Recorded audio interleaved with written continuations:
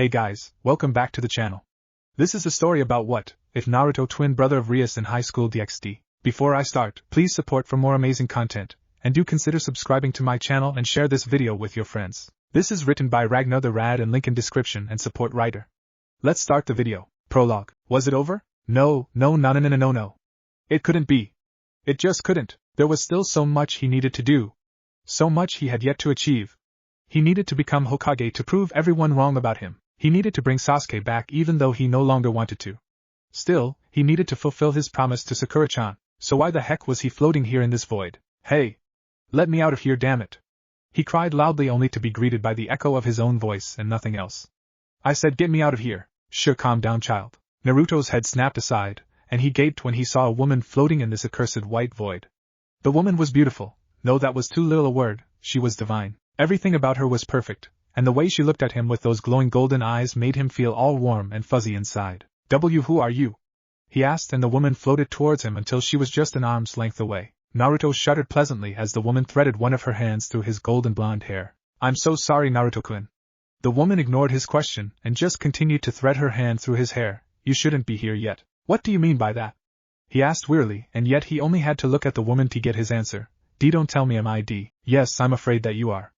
Naruto choked on his breath, and he felt his eyes begin to water. You shouldn't be. In another timeline you survived and there you would be talking about going on a 3-year training trip with the man you call Pervy Sage. But not in this one. Here Sasuke Uchiha killed you by piercing your heart and sending 100,000 volts of electricity through your body. In another timeline Lieutenant the Nine-Tails would be healed the damage and restored your heart to working order. Here the fox refused and chose to wait the years it would take for him to reform. And no, it can't be. Naruto felt tears streak down his cheeks. It can't be true. Please tell me that it's not true. I'm sorry, Naruto-kun, but it's the truth. Then please send me back. He pleaded. Please, you can do that, right? You must be Kami, which means that you must have the power to send me back, right? Please, I don't want to die yet. Naruto watched in shock as a lone tear escaped the woman's right eye and his heart clenched when she slowly shook her head. I'm afraid that's not within my power or domain. Death is governed over by the Shinigami and not I. But even if I had control over the domain, I couldn't or rather wouldn't send you back. But why not? You're Kami. What's stopping you from sending me back, especially since you said that I'm not supposed to be here? He looked away from the woman. It was painful to look at her because despite his distress her mere presence seemed to soothe him. He didn't want to be soothed though. He wanted to be angry at her and everything else. You make it sound so easy, Naruto-kun. The goddess sighed wistfully. I love every human equally, so if I had the power to reject every unfair and unjust death, then don't you think that I would do so? We gods and goddesses exist by a strict set of rules, rules which were created by the ones that came before, rules written and anchored into the very fabric of existence. And among the more important of those rules is the one that declares that we divine beings cannot interfere in the affairs of mortals. You and your kindred humans are meant to be free, allowed to do and act as you please, whether that be good or ill is solely up to you. But Naruto didn't know what he could say to that. He felt angry, sad, devastated, and so many things more, but that didn't stop him from realizing that a goddess, a literal goddess, was explaining herself to him. You don't want to die. I know, I understand. It's not easy to leave behind an unfinished and unfulfilled life, but sometimes bad things happen to the best of us and there is nothing that we can change about it. We gods are not an exception to this either. Naruto nodded with a heavy heart. He understood, well maybe not, but he knew that this was no fault of Kami's, it was Sasuke's. He just hoped that his death would at the very least mean something. But what now? Where will I go? What will happen to me? He asked the goddess who was still softly threading a hand through his hair. What happens now is up to you, Naruto-kun. Said boy looked at the goddess in confusion, a little comedic question mark floating above his head. What do you mean, Kami-sama? The reason for my actions is rather simple, my boy. I find that your life was quite unfulfilling, wouldn't you agree? Naruto blinked at the godly woman. Yes? I mean, of course. There's so much I wanted to do. I agree. This is why I came up with a wonderful idea that would allow you to pursue and fulfill at least some of your dreams. But I thought that you couldn't send me back. Did you change your mind or something? His tone was filled with hope and longing, but it was shot down when the goddess shook her head at him. I can't revive you. I cannot affect the living, but I can affect the dead and those that are yet to be born. Thanks to the Shinigami handing their soul to me, I can now make you an offer. What offer would that be? A new start. What? I can offer you a new life. To be born once more, to a different family, in a different world. The life of Uzumaki Naruto might be over, but that does not mean that the story of Naruto has ended quite yet. But wouldn't I be reborn anyway? You're a perceptive one, aren't you? Naruto chuckled awkwardly with a small blush on his cheeks. But to answer your question, yes, in time you would have been reborn naturally. You could be reborn tomorrow, in 10,000 years, or even 10,000 years ago. Time is meaningless to the cycle of rebirth. But if you were to be reborn naturally, all that you now are would be gone. You'd be a blank slate once more, with all traces of Uzumaki Naruto lost and forgotten. I offer you a new start with your identity intact. A new start as the person you are right now, and with that a chance for you to become who you were meant to be had your life not been cut short. But the choice is yours. You can take me up on my offer, or you can refuse. It is up to you, my child. So, if I take your offer, I'd still be me? Yes, you would. Everything that you've experienced, all that you've done, and learned, it would all stay with you, that I promise. Naruto took a few moments to think about it, but in truth, he found nothing bad about the offer, no matter how much he searched. If he would be reborn anyways, then he would at the very least like to keep his memories. Even if his life had been short and painful, he would very much like to stay himself if that was a possibility. And he would very much enjoy a chance to fulfill his dreams. He might have broken many of his promises already, but he was not one to quit. So, with new determination shining in his blue eyes, Naruto nodded at the goddess. I take you up on your offer, Kami-sama. Wonderful. I promise that you won't regret your decision. The goddess smiled at him, and Naruto felt his vision begin to blacken and blur, and not long after he was completely overtaken by darkness. You will do wonderfully, Naruto-kun. The goddess smiled down at the unconscious boy. You'll lead a good life, I'll make sure of it, but it will not be easy. You'll face many challenges, and you'll find your morals and character tested, but I know that you'll rise to the challenge, my beautiful child of prophecy. I still don't like this, Zio. I think you made a big mistake with that contract.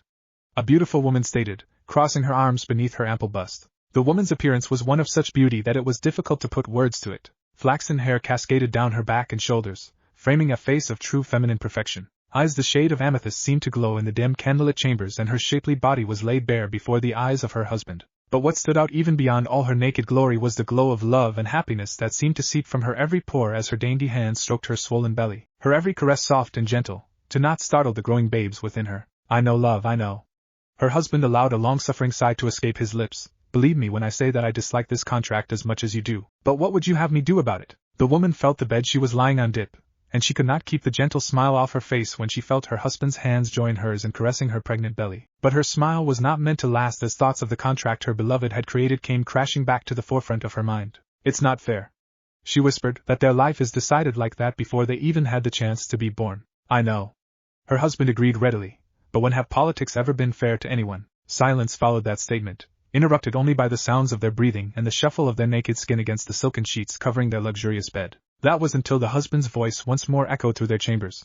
But it's not all black either, my love. The little ones have time, and I'll try to buy them more if they should need it. And the contract will only affect the firstborn. The secondborn will be free to do as he or she pleases, which is more freedom than you, Sirzex, or I had growing up. The woman sighed before a smile, ever so small, bloomed on her face. Yes, I suppose that it could be worse.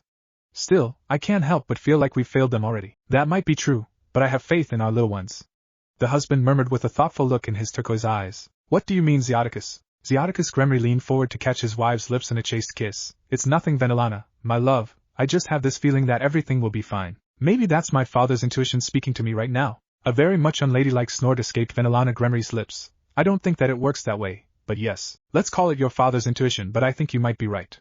I too have been getting this feeling that our babies will create quite the stir when they're grown up. Neither Zeoticus nor Venelana had any idea just how right they were, for a bona fide maelstrom was about to be unleashed unto the poor devils of the underworld. Chapter 1. Troublemakers. Naruto laughed joyously as he ran through the grand castle of his new family, his hand holding onto a smaller one. He tilted his head aside and looked at her, taking in her beautiful crimson-red hair, her big, toothy grin and the sparkle in her turquoise eyes as they ran hand in hand through the grand and illustrious halls. His beautiful twin sister. There were many things that Naruto suspected when he agreed to Kami's offer, but to end up with a clingy twin sister was not one of them. When he was reborn, he could still feel the twinge of pain every time he thought back to the life he lost, the one that he could have had Sasuke not killed him. But those dreary thoughts didn't last long. The moment he experienced what it meant to love and be loved, all thoughts of his previous life as Uzumaki Naruto vanished into the back of his mind, buried beneath the love of his parents, the love of his older siblings, and the unconditional love of his twin sister. He was Naruto Gremry, and he was happy. Oni-chan.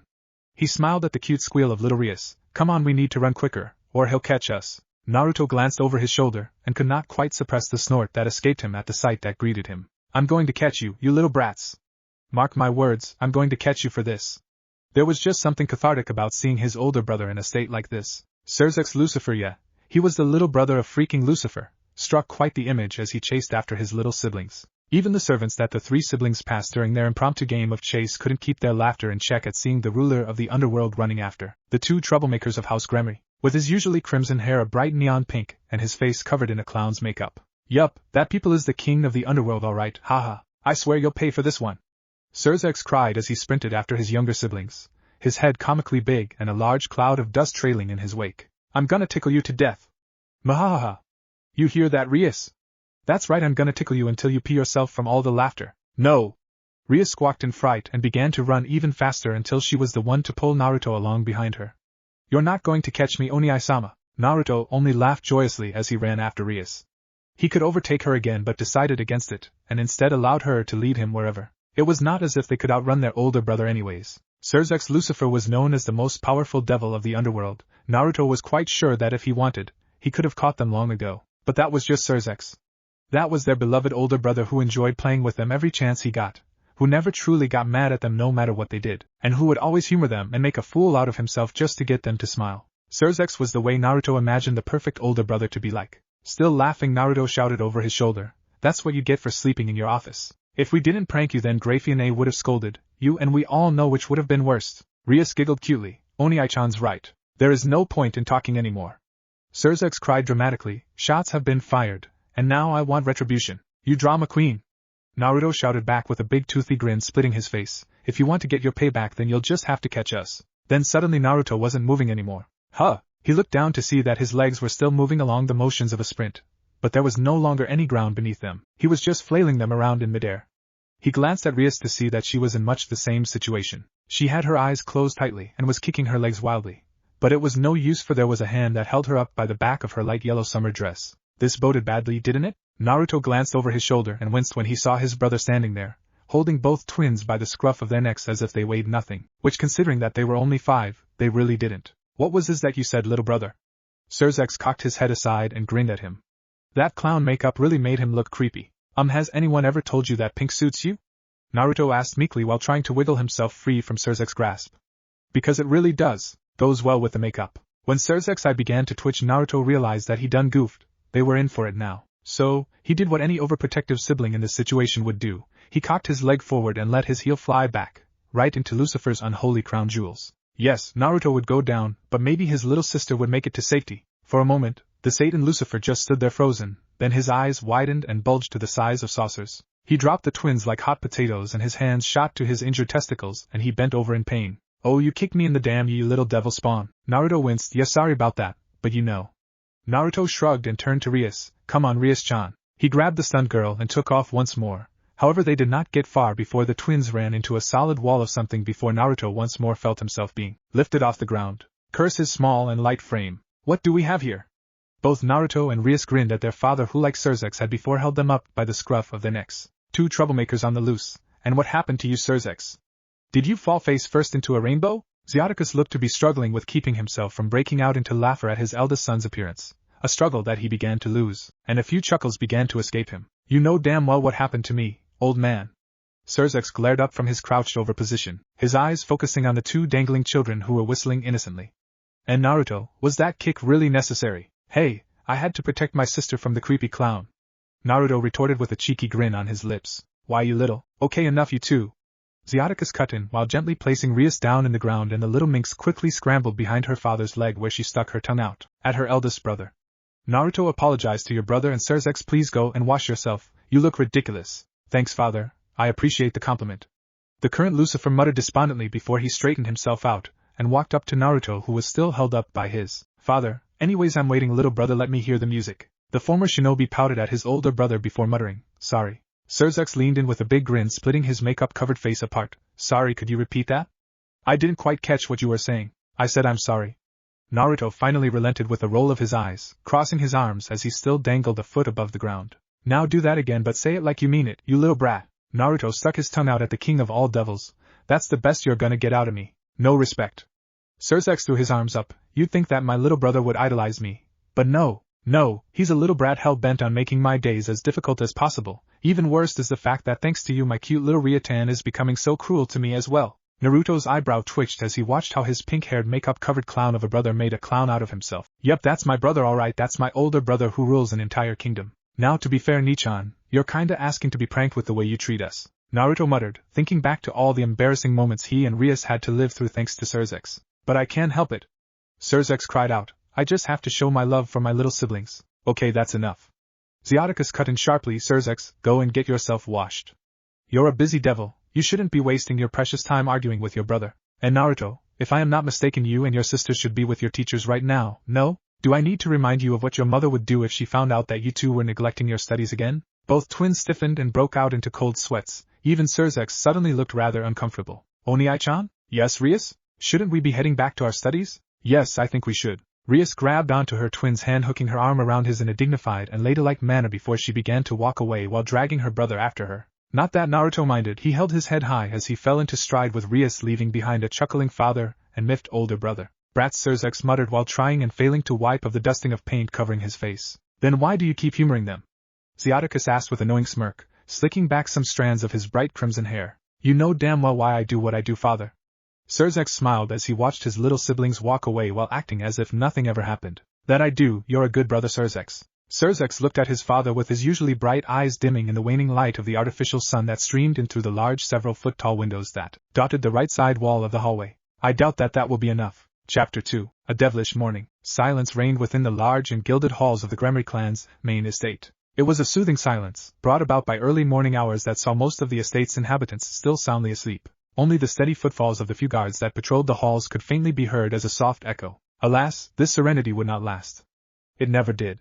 In only a few short hours the estate would be bustling with servants and nobles going after their affairs. And then of course there would be the little lord and the little lady, who would undoubtedly try their best to give the head majordomo even more gray hair than she already had. But that was not yet the case, because right now the two little Satan spawns were still curled up in their silken sheets, looking as cute as buttons as the little lady held onto her older brother like any other child would a teddy bear. If one would look at them right now, none would suspect them to be the menace that they truly were. Cute little snores and mumbles escaped the twins' lips, and a small line of drool could be seen going down the small girl's cheeks, dripping from her chin onto her brother's crimson locks.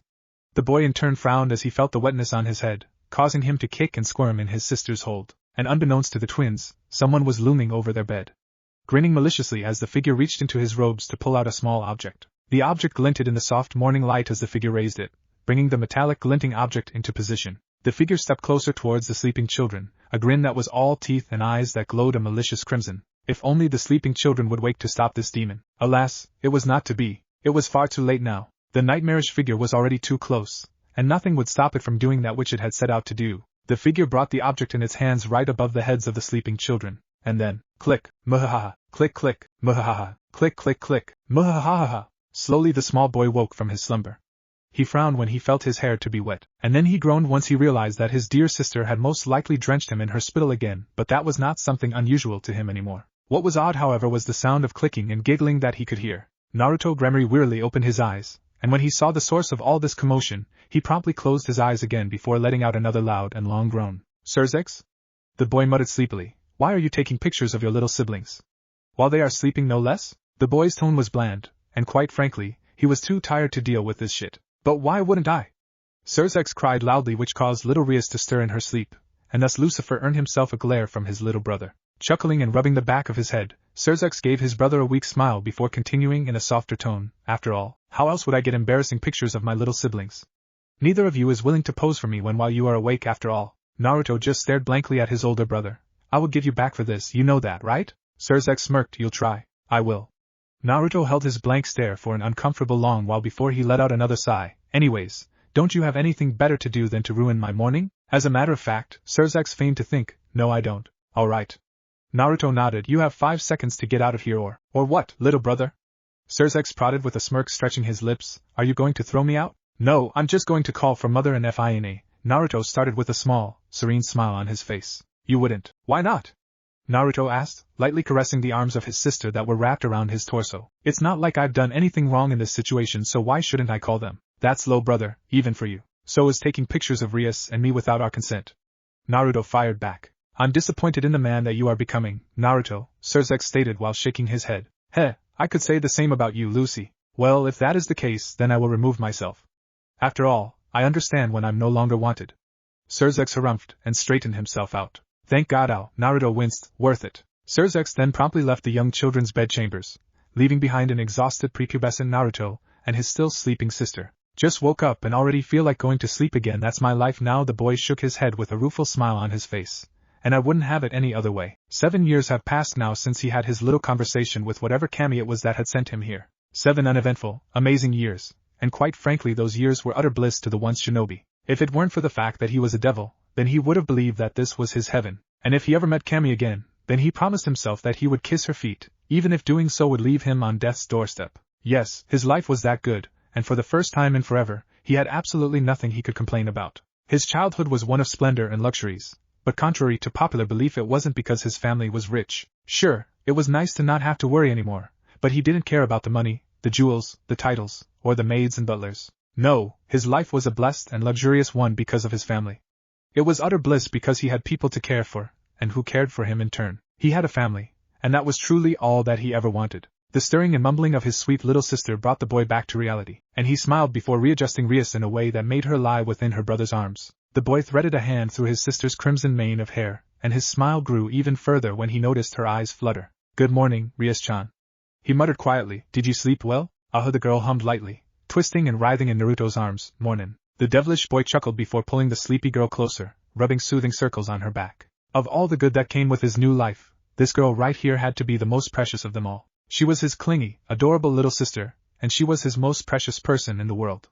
He'd do anything for her, literally anything. Loving Rias came as easy to him as breathing, and already he couldn't imagine life without her being in it. Quite honestly, Naruto never truly understood why he felt so strongly towards her. Maybe it was because he knew what it was like to be alone, or maybe what they say about twins was true and there was a special bond between them, but he didn't care. He knew that he loved her, and that was all that truly mattered to him anyways. But above and beyond he promised himself one thing, and that was to protect this lovely little devil no matter the cost, and that he would spoil her rotten as any good older brother would, but that was beside the point. As the girl lay comfortable within her brother's warm hold, it didn't take long for her to drift off into slumber once again, something that made the boy chuckle. He lightly shook the girl. "Come on, Rias-chan, time to wake up." 5 more minutes, the little minx mumbled sleepily. "Nope," Naruto whispered. "If I let you sleep any longer then you're just gonna get tired again, so come on, up you go." With that said, the shinobi reborn began to lightly tickle Rias' sides with a wicked grin on his face. The girl squirmed and writhed under her brother's relentless ministrations, and before too long she began to giggle and fight back. Stop it, Naruto." Rias laughed even as she tried to grab a hold of the boy's arms. I'm up. "I'm not too sure about that," Naruto laughed as he continued to tickle the hapless redhead beneath him. But little Rias was nothing if not feisty, and soon Naruto found himself being tickled by his little sister in turn. And so instead of standing up and getting themselves ready for the day to come, the two children stayed in bed far longer than they should have, playing with each other and having a fun time. But alas, everything good had to come to an end, and the twins' fun ended when they could hear their chamber doors being pushed open followed by the sound of heels hitting marble. The two of them looked up as one and took note of their family's head of household standing before them with a small, displeased scowl marring her otherworldly features. To Naruto's eyes, Graphia Lucifuge, the wife of his older brother, and his family's most loyal servant, was a gorgeous woman with the uncanny ability to put the fear of the devil into him, an ability that Graphia shared with his mother, Venelana Gremory. But don't get him wrong, he may fear those two women when they were in a bad mood, but he wasn't afraid of them, not one bit. "Young master and young lady, you're late for breakfast," Graphia spoke as she always did, with clarity and respect, but there was an underlying demand in her tone of voice to better do as she asked. Naruto and Rias knew that better than most, considering that it was mostly Graphia that caught them after the twins pulled one of their many pranks, and in the rare cases that they escaped the clutches of their family's majordomo,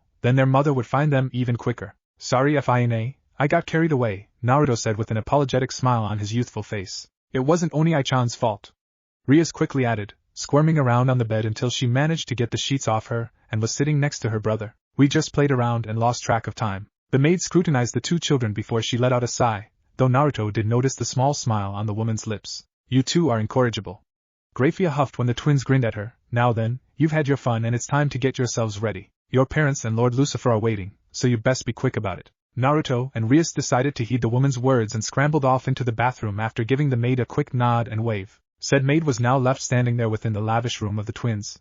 She looked around and her eyebrow began to twitch upon seeing the mess that was in the room. The bed was a right-on mess and the twins' clothes from the last day were strewn about everywhere. Rias Sama's plush toys, which were usually stacked neatly on shelves, or the bedware everywhere, and don't even get her started on all the other toys that lay around the floor. The maid sighed and massaged her temples before taking another look around the room. "Brats," Graphia muttered before a small smile bloomed on her lips as she began to clean up the mess her young lord and lady had created. While annoying and more than just a little frustrating to deal with, the twins most certainly made sure that every single day was exciting in some manner, and Graphia couldn't remember the last time that the castle was filled with so much life. A few minutes later saw the twins hurrying down the halls towards the castle's family room. Naruto and Rias had cleaned up nicely, with the boy wearing black shoes and trousers, a deep red dress shirt, and a simple black vest over it. Rias was dressed in a light gown that matched Naruto's shirt in color, and black ballerinas as she wasn't allowed to wear heeled shoes yet. And in Naruto's humble opinion, Rias looked cute as a button in her fancy getup. Alas, the boy wasn't in any mood to show his appreciation openly.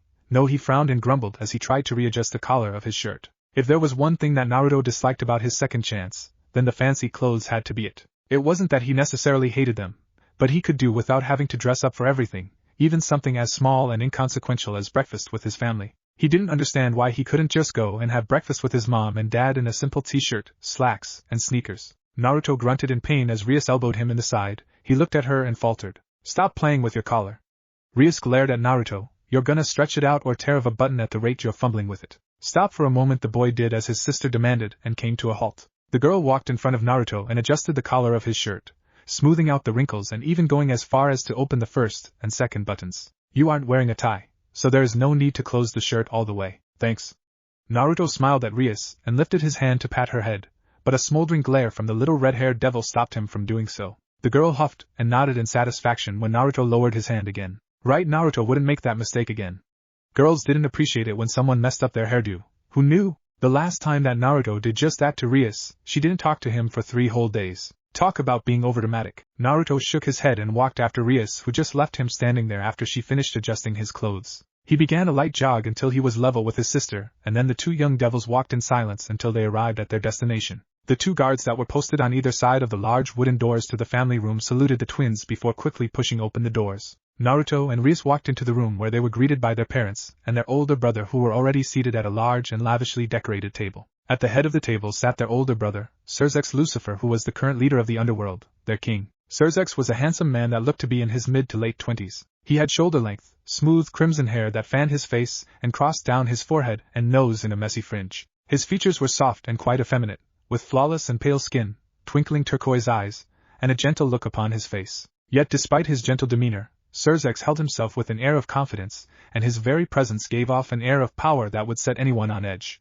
Naruto was quite certain that Sirzex's gentle and soft behavior was a well-thought-out act that his brother kept up solely to ease the people around him. To Sirzex's right sat their father, Zeoticus Gremry, the head of their house. Zeoticus looked like Sirzex with a goatee and longer hair. The only other difference between the two of them was that Zeoticus's hair was a shade brighter than that of Sirzex. And finally, there was the last person that sat at the table, on Sirzex's left. She was quite possibly the most beautiful woman that Naruto had ever laid eyes on, more so than even Kami-sama herself. And next to Rias, this was someone that Naruto quickly came to love. Sure, Naruto loved his father and his older brother and Fina, but the love he felt for this woman was something else entirely. After all, this woman was the one that gave birth to him. Hers was the first face he had seen in this world, and from the moment his eyes met hers for the first time, he knew that this woman loved him unconditionally, and that was something that Naruto would return in full. His mother, Venelana Gremry, had given him something that he had always desired, that he had always wanted, something that he needed. She had given him the kind of love that only a mother could give, something that he never had as Uzumaki Naruto.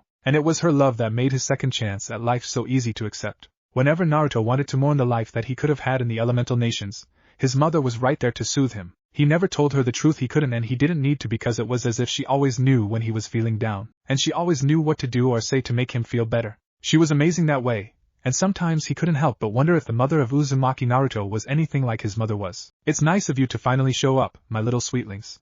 It was then that Venelana decided to speak up when she noticed her son's eyes glaze over in melancholy like they sometimes did. Rias stepped forward and gave their mother a small bow of her head.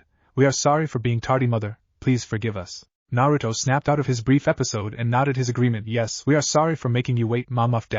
He glared at his sister, who glared right back after elbowing him in the side again. "Mother." The mature beauty lifted her hand to her mouth to hide the smile on her lips, whereas Sirzex and Zeoticus weren't so tactful and snorted their amusement at the scene before them, which earned them both the stink eye of Naruto's. "All is forgiven," Venelana said with amusement lacing her words. "Please have a seat. I'm sure you are ready for breakfast after the exciting morning that you've had." Both Naruto and Rias nodded their heads quickly and scrambled over to their seats, with Naruto being seated to the right of their father, and Rias sitting opposite of him, to the right of their mother. Once the two were seated, their father clapped his hands and immediately swarms of servants brought forth a feast that the small family of 5 would never be able to finish. Freshly baked bread, an assortment of fruits, meats, and cheeses, eggs cooked any which way, creams, jams, and marmalades for toppings, and a large variety of drinks and juices to go along with their food. Truly, it never failed to rob Naruto of his appetite. He didn't care that the food was tasty, that it was prepared by professionals and cooked to utter perfection. It just didn't feel right, and he hated to indulge himself in unnecessary luxuries.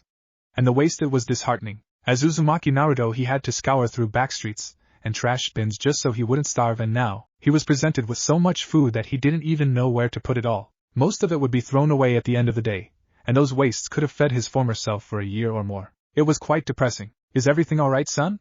His father lightly nudged him. You can order something else if nothing here strikes your fancy. Oh, no, it's fine. Turns out I'm just not that hungry at all. The boy lightly scratched his cheek and averted his eyes from the searching ones of his father. Venelana noticed, and her gorgeous violet eyes narrowed in suspicion. Zyataka shrugged. All right then, suit yourself, but have at least something to drink. You and your sister have a full day ahead of you and you'll need the energy. Sure, Dad. Naruto smiled and grabbed himself a glass of juice before his eyes caught those of his mother. He gulped slightly at her stern look and noticed how she used her eyes to gesture at the food. The message was clear. With a small sigh of defeat, the boy reached for a still steaming bread roll, some butter, and a glass of jam. He would never be able to win against that woman, and he didn't even need to look at his little sister to know that the little devil was giving him a victorious smirk. He sighed once more before joining his family and eating breakfast, and not long after that he too was smiling, laughing, and talking merrily with the group of devils that managed to capture and ensnare his heart. Kami-sama, if you can hear me, thank you for giving me a family. The boy laughed loudly as his father told them all about how Surzex managed to embarrass himself in front of a group of nobles as a kid. Thank you so much. Chapter 3. A devilishly normal day. Naruto fidgeted under his mother's scrutinizing gaze. The family of devils had just finished their breakfast, and when they were leaving, Venelana had pulled Naruto aside to have a little talk with her precious boy, and the boy was feeling quite a bit of unease at this situation. Venelana looked her boy over, scrutinizing him from top to bottom, making Naruto squirm under her gaze until she finally decided to speak up. Naruto, what's wrong? She asked, which garnered her a blinking stare from her son. What?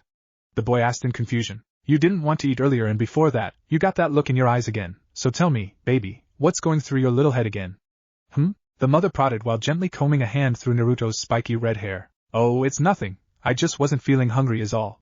The boy muttered with a small smile on his face, one that his mother could tell immediately was fake. Please don't lie to me, Naruto, Venelana muttered sternly. Don't think that I haven't noticed that you dislike lavish feasts, so is that it? How? The boy wondered with wide eyes. His mother truly could see right through him. He wondered how she did that. You're my son, and I'd like to say that I know you better than anyone else. I noticed that you don't like to overindulge. No, you don't like to indulge at all. I've noticed that whenever we share a meal, you get all quiet and reclusive, and then your eyes gloss over in melancholy. So tell me, my son, what's troubling you so much? It's nothing, Mom, the boy muttered and looked away, or at least tried to, before he felt a soft hand grab a hold of his chin, and his head was turned to once more look at the face of his mother. Seeing the concern in her violet eyes was gut-wrenching. Come, Naruto, how can I help you if you are not going to tell me what is troubling you? The woman knelt in front of her son and held him by the shoulders. Won't you tell me, pretty please? Oh, good God, Naruto finally realized where Rias got her persuasive nature from and her begging face, complete with fluttering eyelashes and all. Naruto never could stand up to that look on the face of his little sister. And funnily enough, he quickly came to realize that his mom could make that look work just as well. And once again, Naruto never stood a chance against that look. He sighed and decided to simply spill his guts once again. He truly wished that he could be completely truthful to his mom. He hated to lie to her, but he couldn't. He couldn't tell her about his life as Uzumaki Naruto, and that was not a metaphor. He physically couldn't. Whenever he tried to talk about his past life, it was as if an invisible force sealed his mouth shut, and as far as he knew, there was no way to go around it. And believe him if he said that he had tried many times. But back to the problem at hand, the boy sighed and nodded at his mother. All right, Mom, well, I don't know how to describe it, but I guess that allowing myself to indulge in any luxuries makes me feel guilty. Venelana didn't look surprised by her son's admission at all, as quite frankly she had long since guessed that to be the case. But she needed to get her boy to be willing to talk to her on his own, which was why she never tried to truly pressure him on the matter. But now, finally, she could help her darling boy and maybe get to the bottom of her son's troubles. And why would you feel guilty for enjoying something as simple as food? Breakfast is not truly a luxury, you know? The mother prodded further. Naruto nodded. Normal breakfast isn't, but our breakfast? If that isn't an overindulgence, then I don't know what is. Our daily meals are so lavish and grand, it's silly. I'd be happy with some cereals and a cup of tea, maybe some scrambled eggs, but what we get served could feed a gathering of 500 and there would still be leftovers. And that's what makes me feel guilty, that we waste so much good food. I see. The flaxen-haired woman muttered. But why would you think that that food gets tossed away? Naruto blinked owlishly at his mother. Wait, we don't throw away the leftovers? Venelana chuckled. Of course not, silly. She patted her son's head and ruffled his hair. Throwing away so much usable food would be ludicrous. Running a household as large as ours is very much like running a business, and throwing away things that are still good and could be reused is always a bad economic decision. It would be like throwing away money. Venelana took a breath and allowed her words to sink in before continuing. Naruto, we have over 1,000 servants on duty at any given time. Many of our servants live on Gremory grounds, as do their families, and we as their employers provide for them. We offer them living arrangements, support for their families. We provide them with the necessities they need to live comfortably. We give them a monthly salary and of course we provide them with food, so our leftovers are given to the cooks, the maids, the butlers, and the guards. Venelana finished for her son. Every single being that works for us is provided with at least 3 warm meals a day, and they eat the same meals as us. So even though we go through tons of foodstuffs every day, not much of that is wasted at all. And even that little bit that is left over gets reused and turned into food for our animals. The meats are given to the guard dogs, and the carnivores in our zoo, and the vegetables are fed to our horses. Your father doesn't like to be wasteful, and he has a habit of turning each dime at least thrice before spending it. That is how our family came to enjoy such wealth. So basically I was being an idiot, Naruto muttered with head hung low and a small comedic rain cloud hanging above his frame. He felt like hitting himself. He knew that his family was richer than just rich, and he immediately jumped to conclusions, liking his new family to the nobles of Konoha and the elemental nations. And to make things worse still, he never even thought about going to his father and asking him about how they handled such things. Great. Now he wasn't feeling bad about the splendor his family enjoyed. No, now he felt bad for jumping to conclusions just because he had bad memories of nobles from his past life. Yes, a little bit maybe, Venelana said before sweat dropping when she noticed her son's form slump even further into himself. She quickly yet gently raised his chin and placed a soft kiss onto his forehead.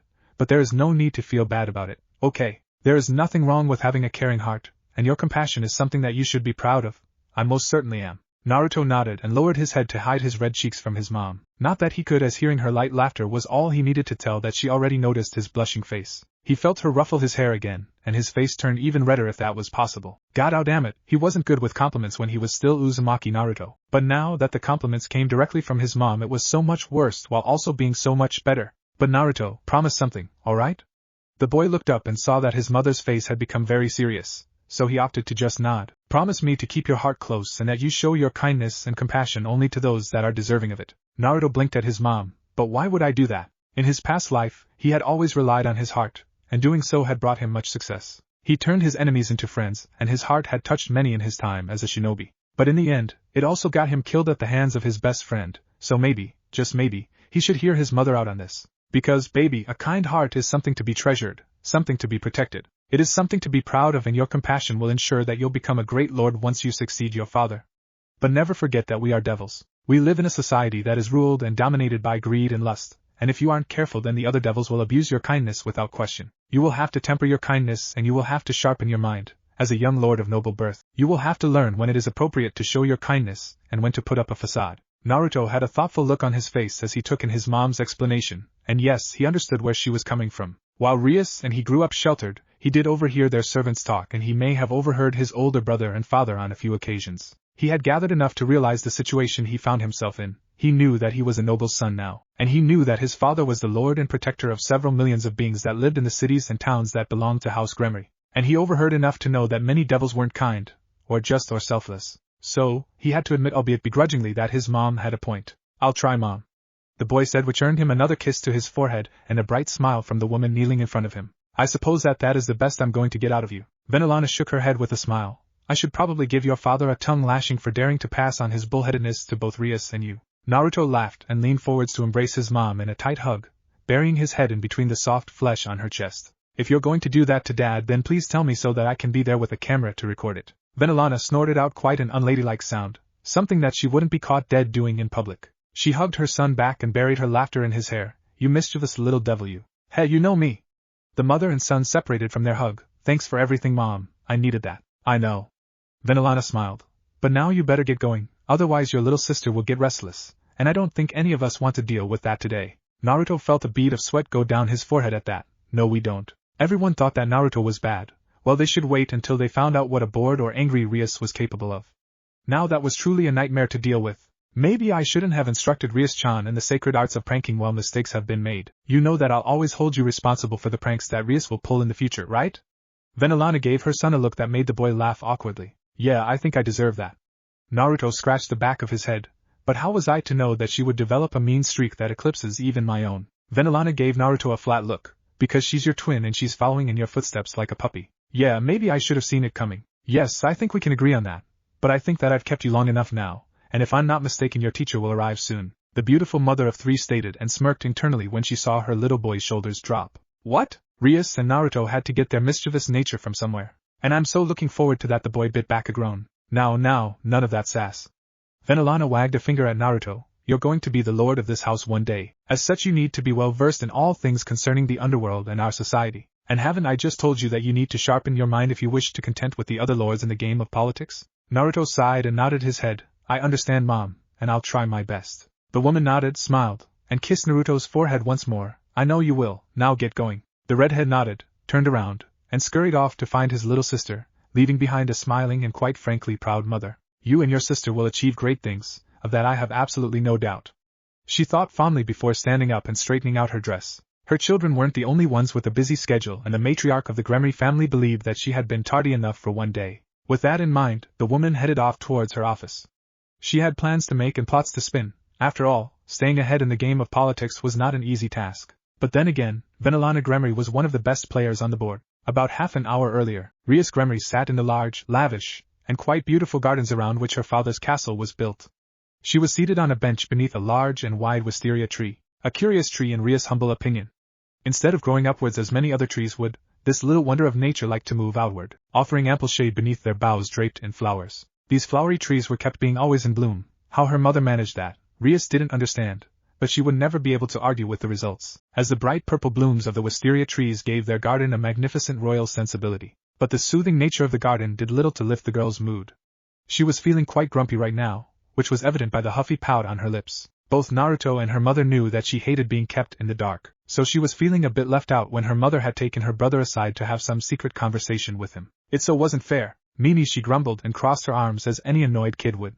She had half a mind to eavesdrop on her mother and Naruto, but she knew that they would spot her immediately. Both her mom and her brother had the special and very annoying talent of always knowing where Rias was. She loved her twin, but she also wanted to be able to sneak up on him, to either give him a surprise hug if he had been good, or to prank him if he was being an idiot, and his uncanny ability made that difficult.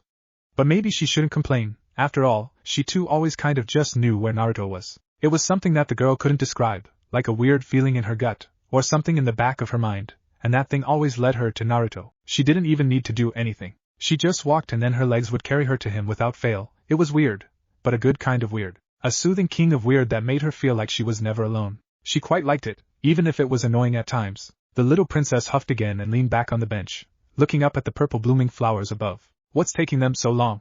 She wondered even as her curiosity kept gnawing at her. I really want to know what they are talking about. Maybe mother is talking with Naruto about his weird behavior? The girl thought while tilting her head. Well, if that was the case then it was a good thing, right? But still, Rias wanted to be there. She too wanted to know why Naruto sometimes tended to space out with a look in his eyes that made Rias want to comfort him. That was something that Rias knew Naruto did a lot during their earlier years, so much so that her brother was always quiet and soft-spoken. But he had gotten better with that over the last year or two. Still, she noticed that from time to time Naruto would space out and get lost in his thoughts. But she also knew how to get him to snap out of it pretty quickly. There was nothing in this world that cuddles and hugs wouldn't be able to fix. The restless and bored girl kicked her feet back and forth, and then she began to wonder what she could do to pass some time until her mother and brother were finished being meanies. And then an idea hit her like a bolt of lightning. The little girl grinned, and her eyes twinkled in mischief. I wonder where Oniai-sama is right now. Surzex could feel his hand begin to cramp up from doing nothing but paperwork for the past hour or so. Oh, how he hated his job sometimes. Can't something interesting happen for once?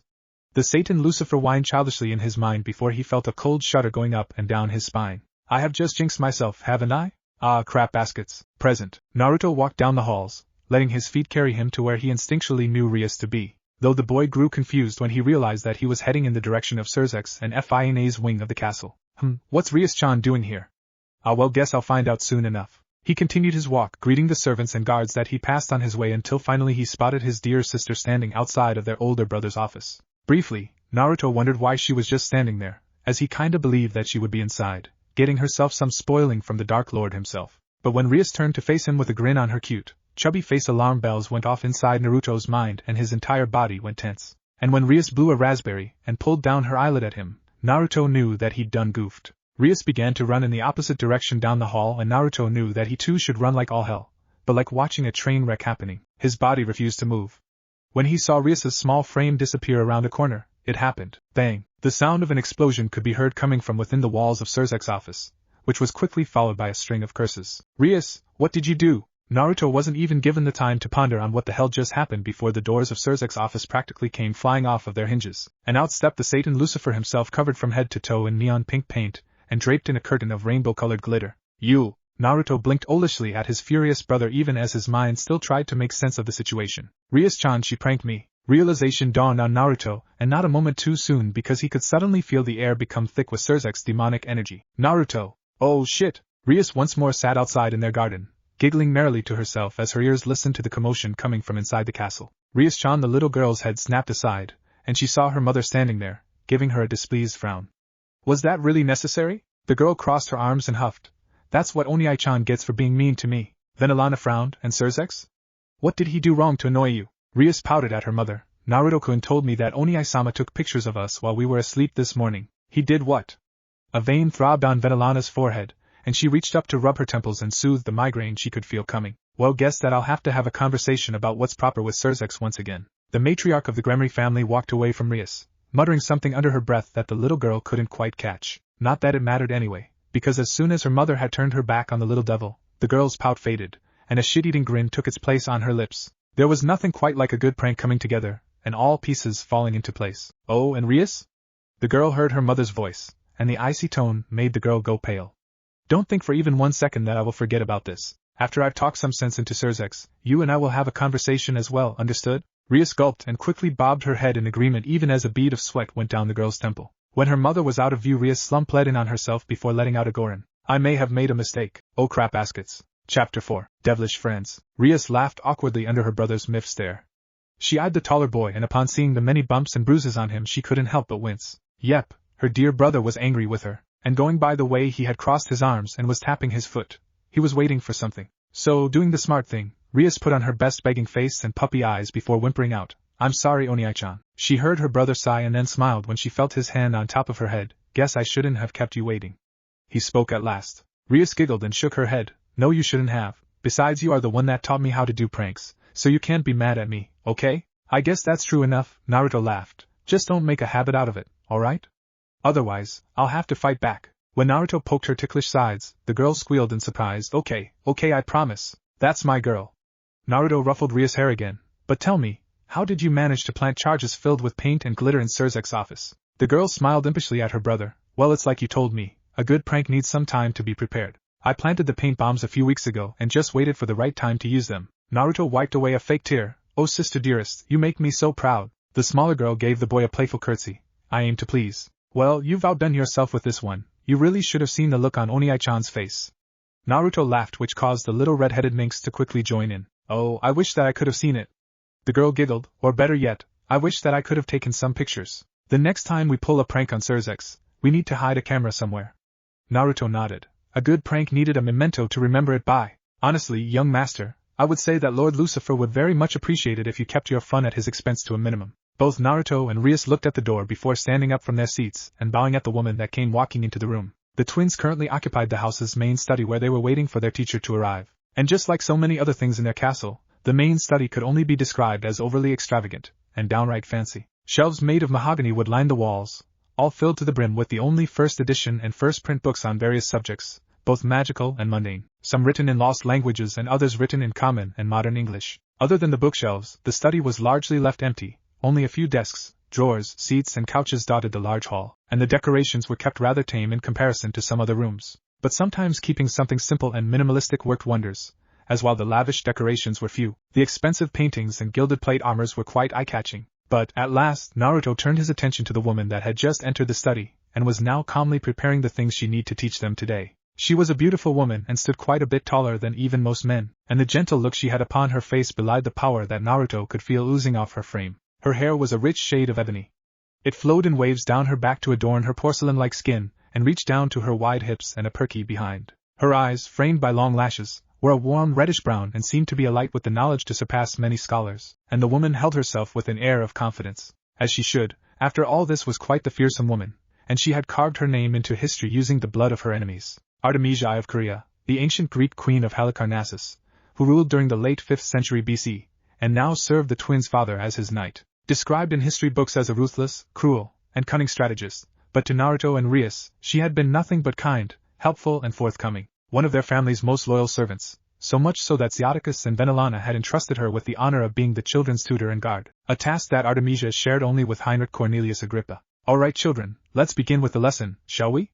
Artemisia spoke warmly to the twins who both nodded and sat down in front of her. But before we begin with today's lessons, let's go over the assignments I've handed you yesterday. Both twins stared blankly at the warrior queen before them, and then suddenly their eyes went wide in panic. They gulped and looked at each other, only one thing going through their minds. Wait, we had homework. They looked back at Artemisia and began to chuckle awkwardly, which caused their teacher to let out a sigh while rubbing the bridge of her nose. Venelana was sitting within the confines of her office, located on the bottom floor of the castle. She had her head bowed over her extravagant desk made from the wood of the purple heart, or amaranth.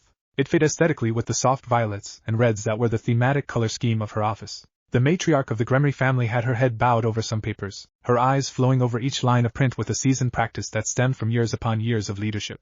And yet while she went over these forms, requests, and reports, the woman's mind was someplace different. Mentally Venelana mulled over the recent political climate amongst the remaining pillar houses of the underworld. She thought about the moves that the other lords and ladies had made recently and pondered on the implications those moves could have on House Gremory. And Venelana couldn't help but feel a twinge of worry in the back of her mind. Now their house was not in any immediate danger, and their political position was ironclad. Nothing short of a complete upheaval of the underworld's government would change that either.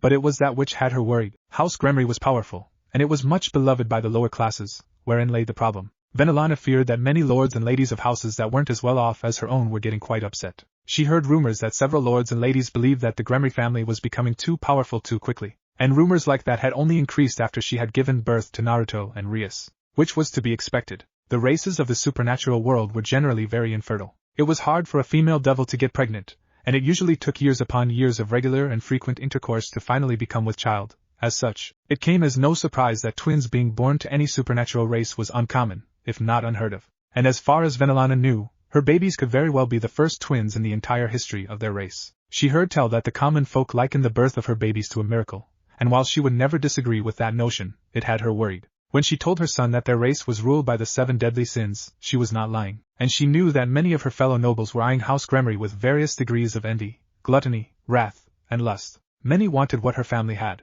but then again, that was nothing new to her. She had been dealing with the envy and lust of noble devils for her entire life now, and to this very day, none had ever managed to get more from her than she was willing to give. After all, Venelana Gremory didn't gain the monikers Mistress of Annihilation and Princess of Ruin just because she was a Baal with access to the power of destruction. No, she went over corpses to acquire those titles. And if any of her fellow nobles directed their sinful gazes at her precious children, Venelana was very willing and very able to add more corpses onto the pile. Oh, hello father, what can I do for you?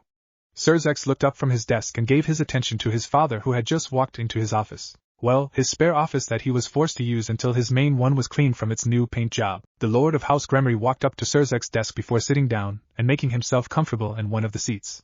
I require your counsel, Serzex. Serzex looked at his father and was quick to note the signs of stress that were visible on the man's face. Very well, and on what would you need my input? You may already have noticed this, but the other houses are getting quite concerned about the recent success of House Gremory. The Lord explained before letting out a sigh, and many lords and ladies wished to finally be able to meet Naruto and Rias. I see, Serzex mulled on what he was told before nodding to himself. What the other houses are asking is not truly unreasonable. You and mother have been hiding the twins from the world. Xiaticus chuckled. Of course we did. I have no desire to parade my children around just to pacify a few worried lords. And that way of thinking just served in making those worried lords worry even more, Serzex said. Xiaticus slumped in his chair. Now there is no need to rub it in. But I'm not. Serzex smiled at his father. Believe me, as their older brother I would have done the same. But as Lucifer, Serzex sighed before he became serious. You understand just how much those two mean to us devils, do you not?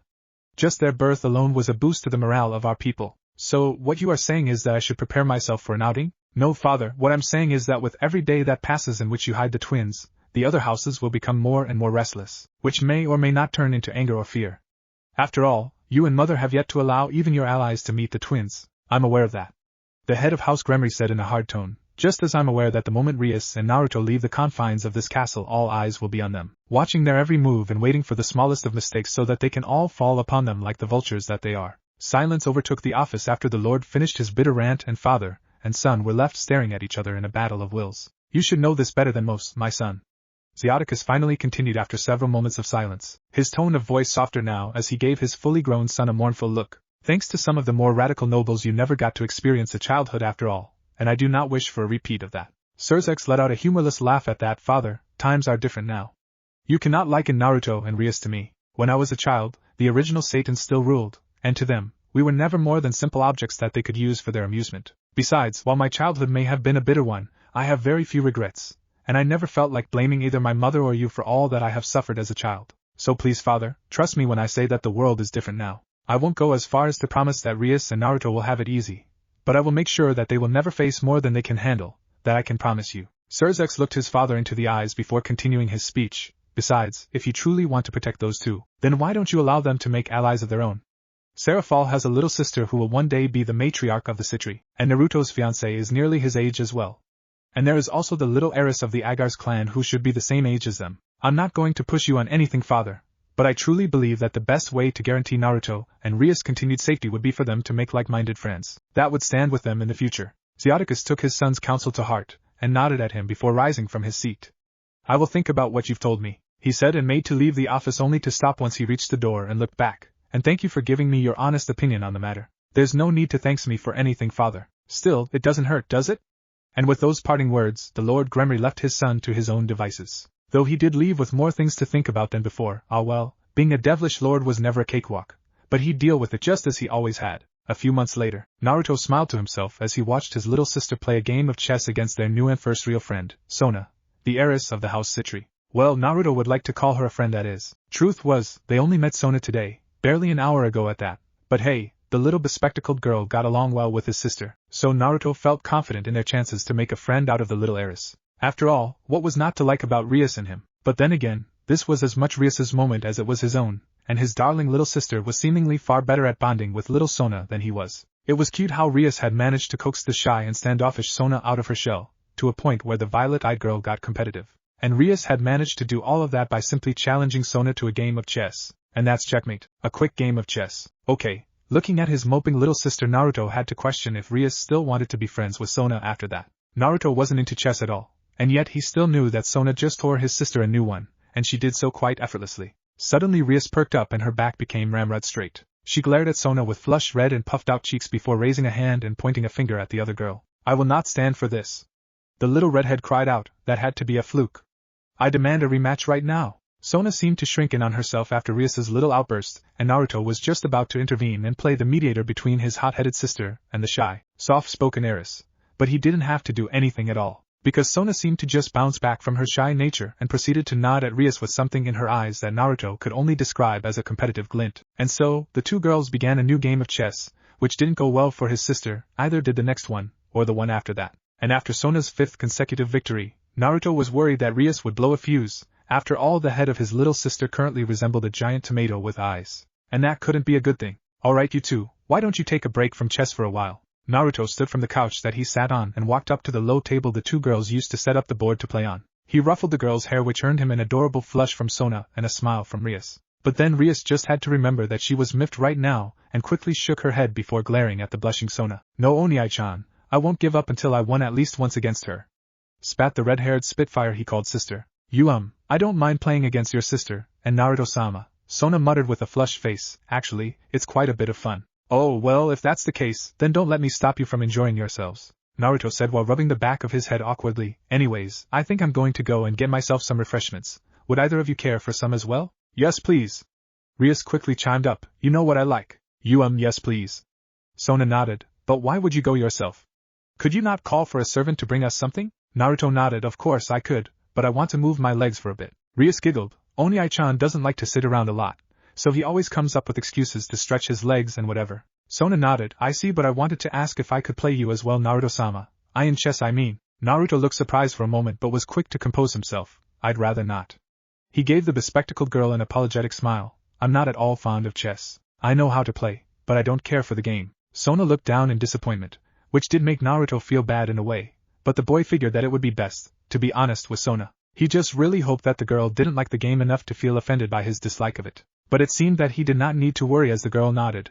You understand, chess is not for everyone, but with how important it is to us devils, are you certain that it's wise to disregard the game completely? Probably not, Naruto hummed with a shake of his head. But as my sister said, I find it hard to sit still and I lack the patience to enjoy chess. Rias drew Sona's attention by letting out another sweet laugh. That's what Naruto-kun likes to tell others.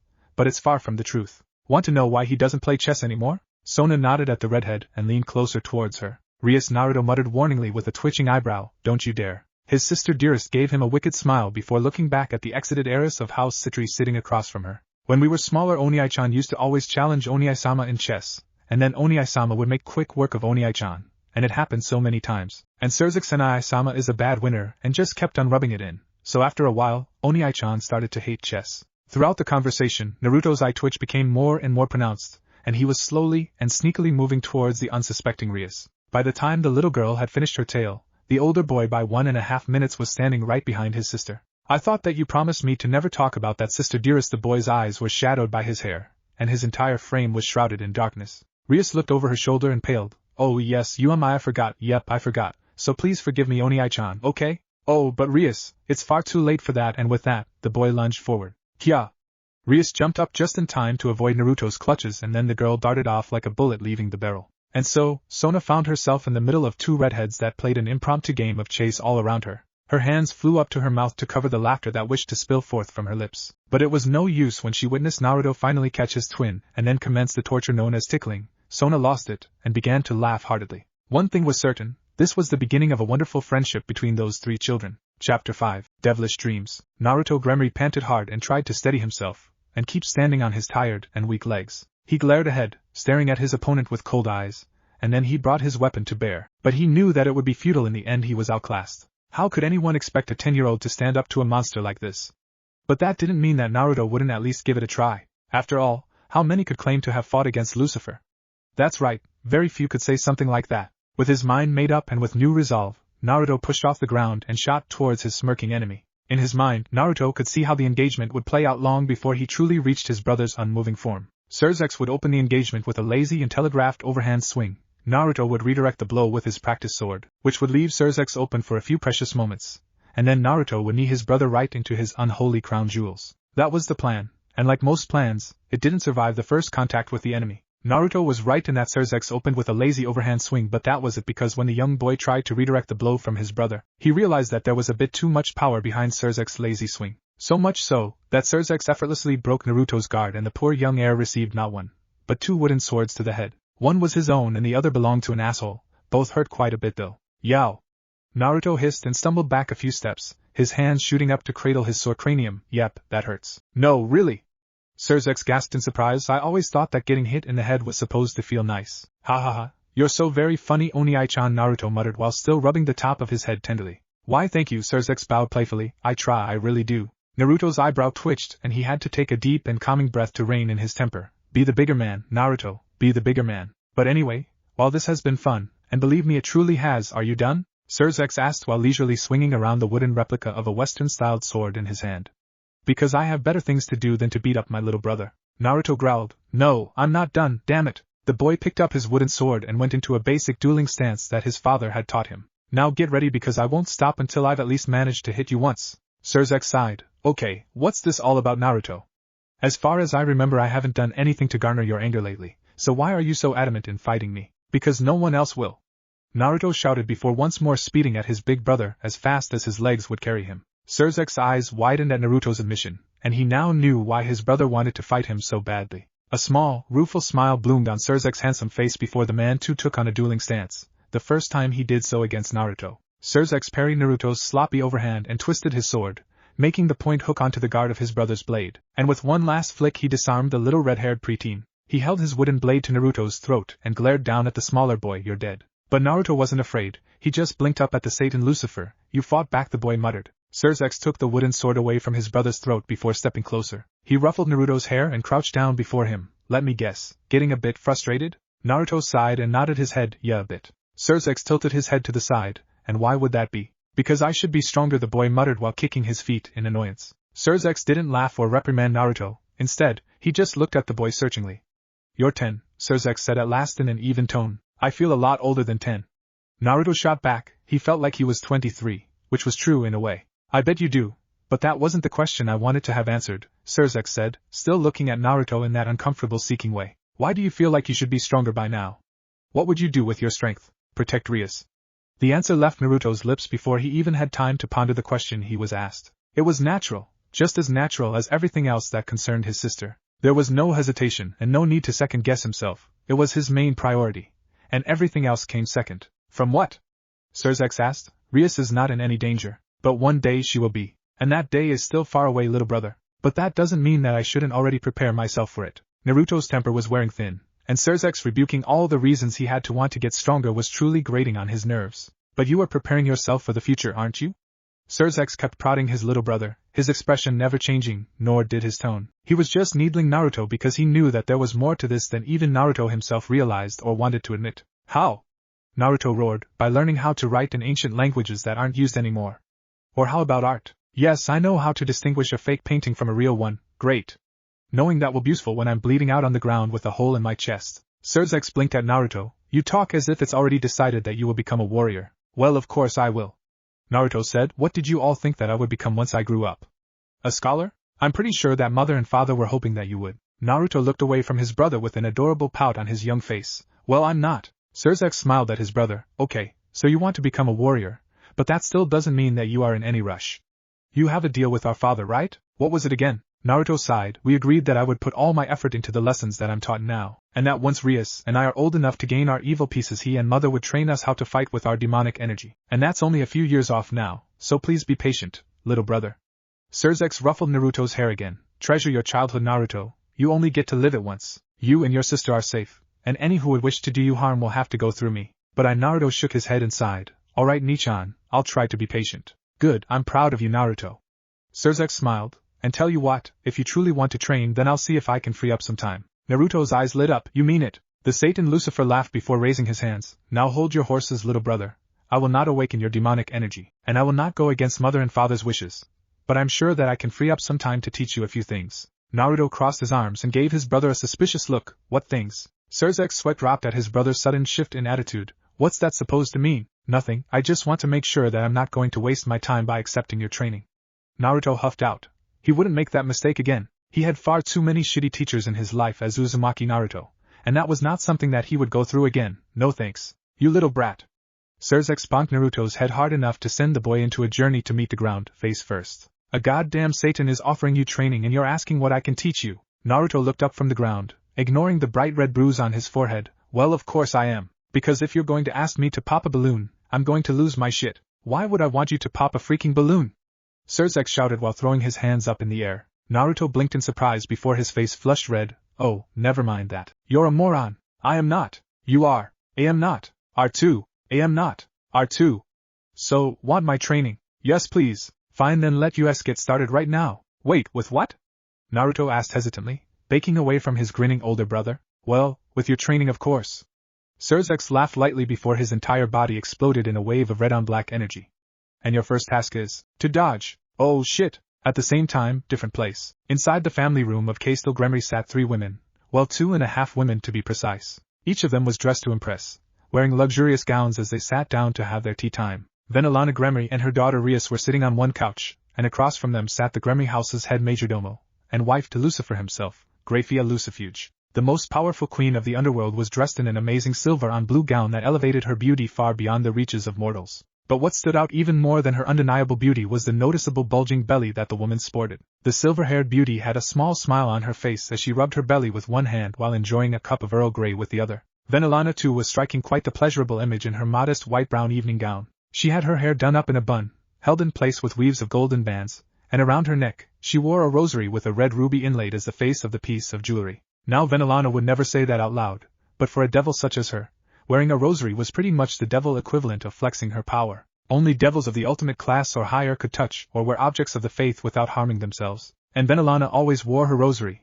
which should be telling enough. And finally next to Venelana, on her mother's right, was Rias, who made for one adorable little girl in her red ball gown. The girl had her hair done up in the same manner as her mother, and there was a light dusting of blush on her cheeks as well as a colorless lip gloss that only served to bring out the natural deep red of her lips. Rias wore a pair of golden ear clips that framed her entire earlobe without the need of piercing her ears, which she was not allowed yet, and a long golden necklace was wrapped around her neck and went down to her non-existent cleavage in several loops. The 2.5 women were enjoying their tea and biscuits in comfortable silence until Rias perked up with a questioning look in her eyes. Ne-sama, how does it feel like to be pregnant?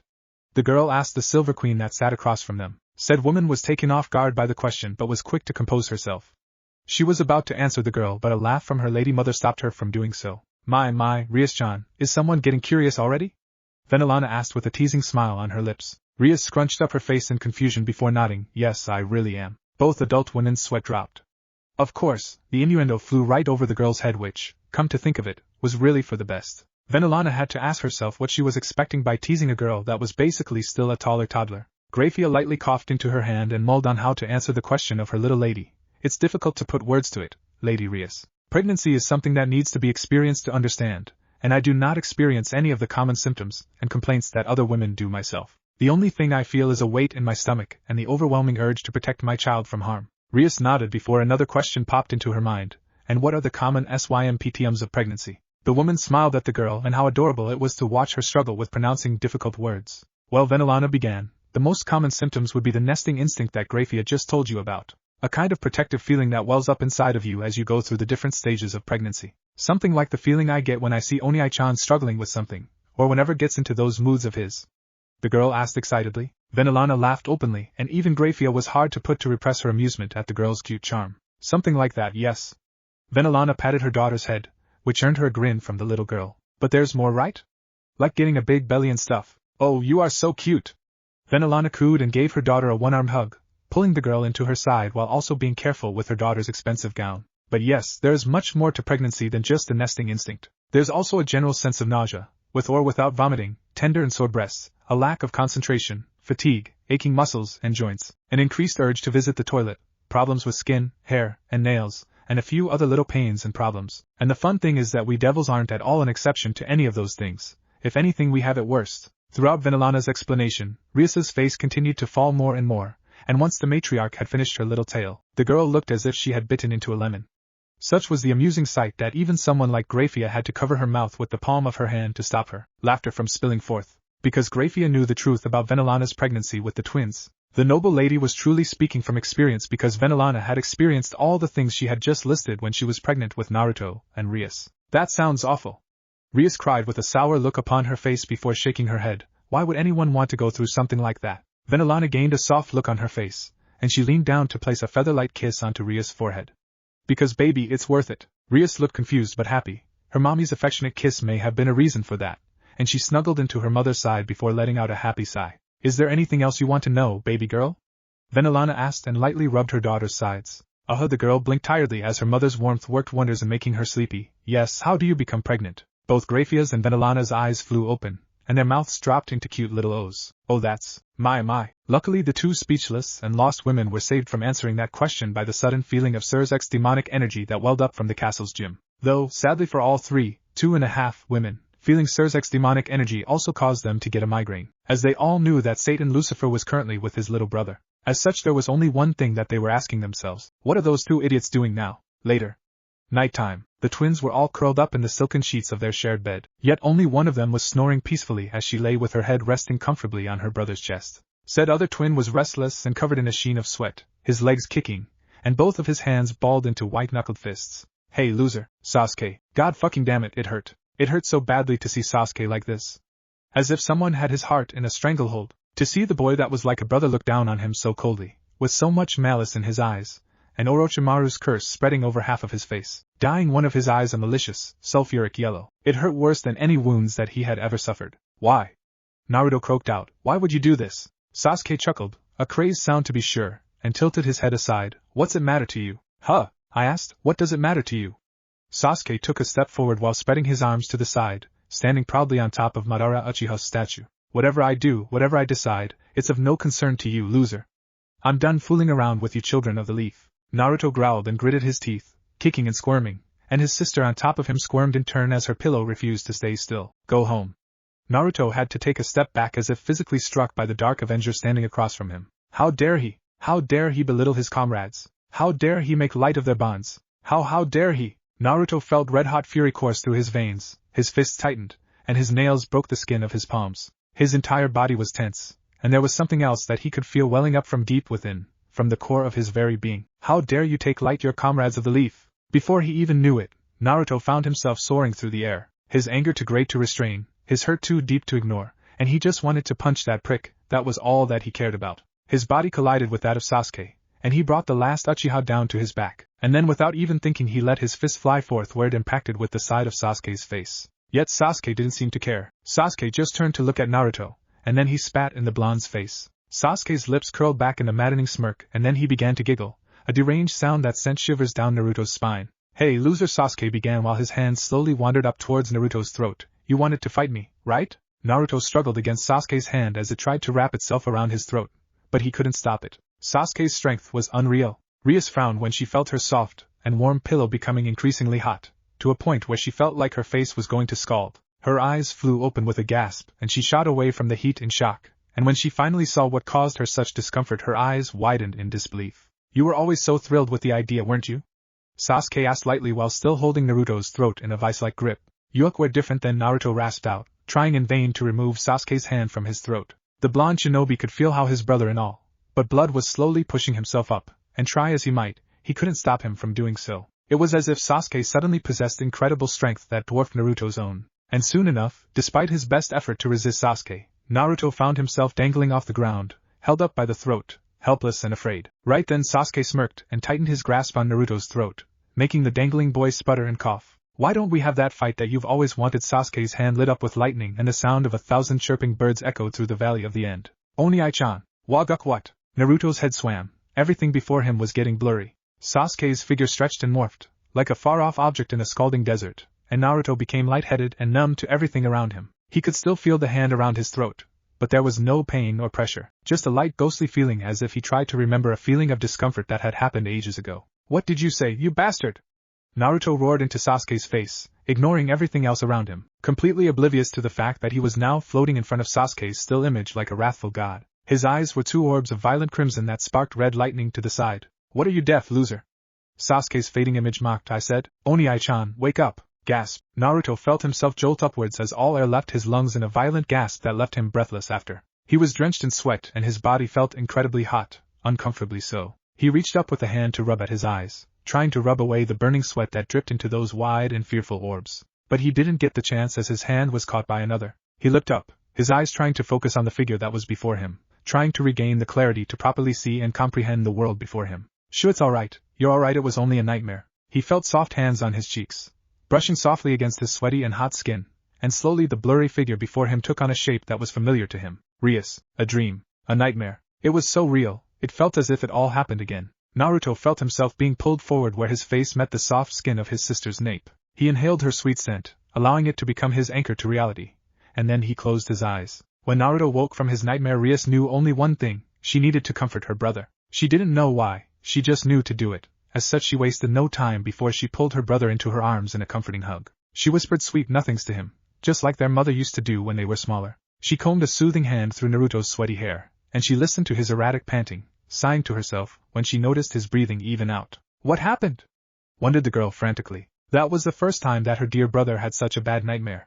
Oh, she had caught him kicking and squirming in his sleep before, but it had never gotten this bad. His entire body was scalding hot, and even now as he lay in her arms, she could feel how uncomfortably hot he was against her skin. And when he had opened his eyes, Rias felt awestruck. Naruto's eyes weren't their usual, pretty crystal clear blue that she had grown to love so much. No, they were different but no less beautiful.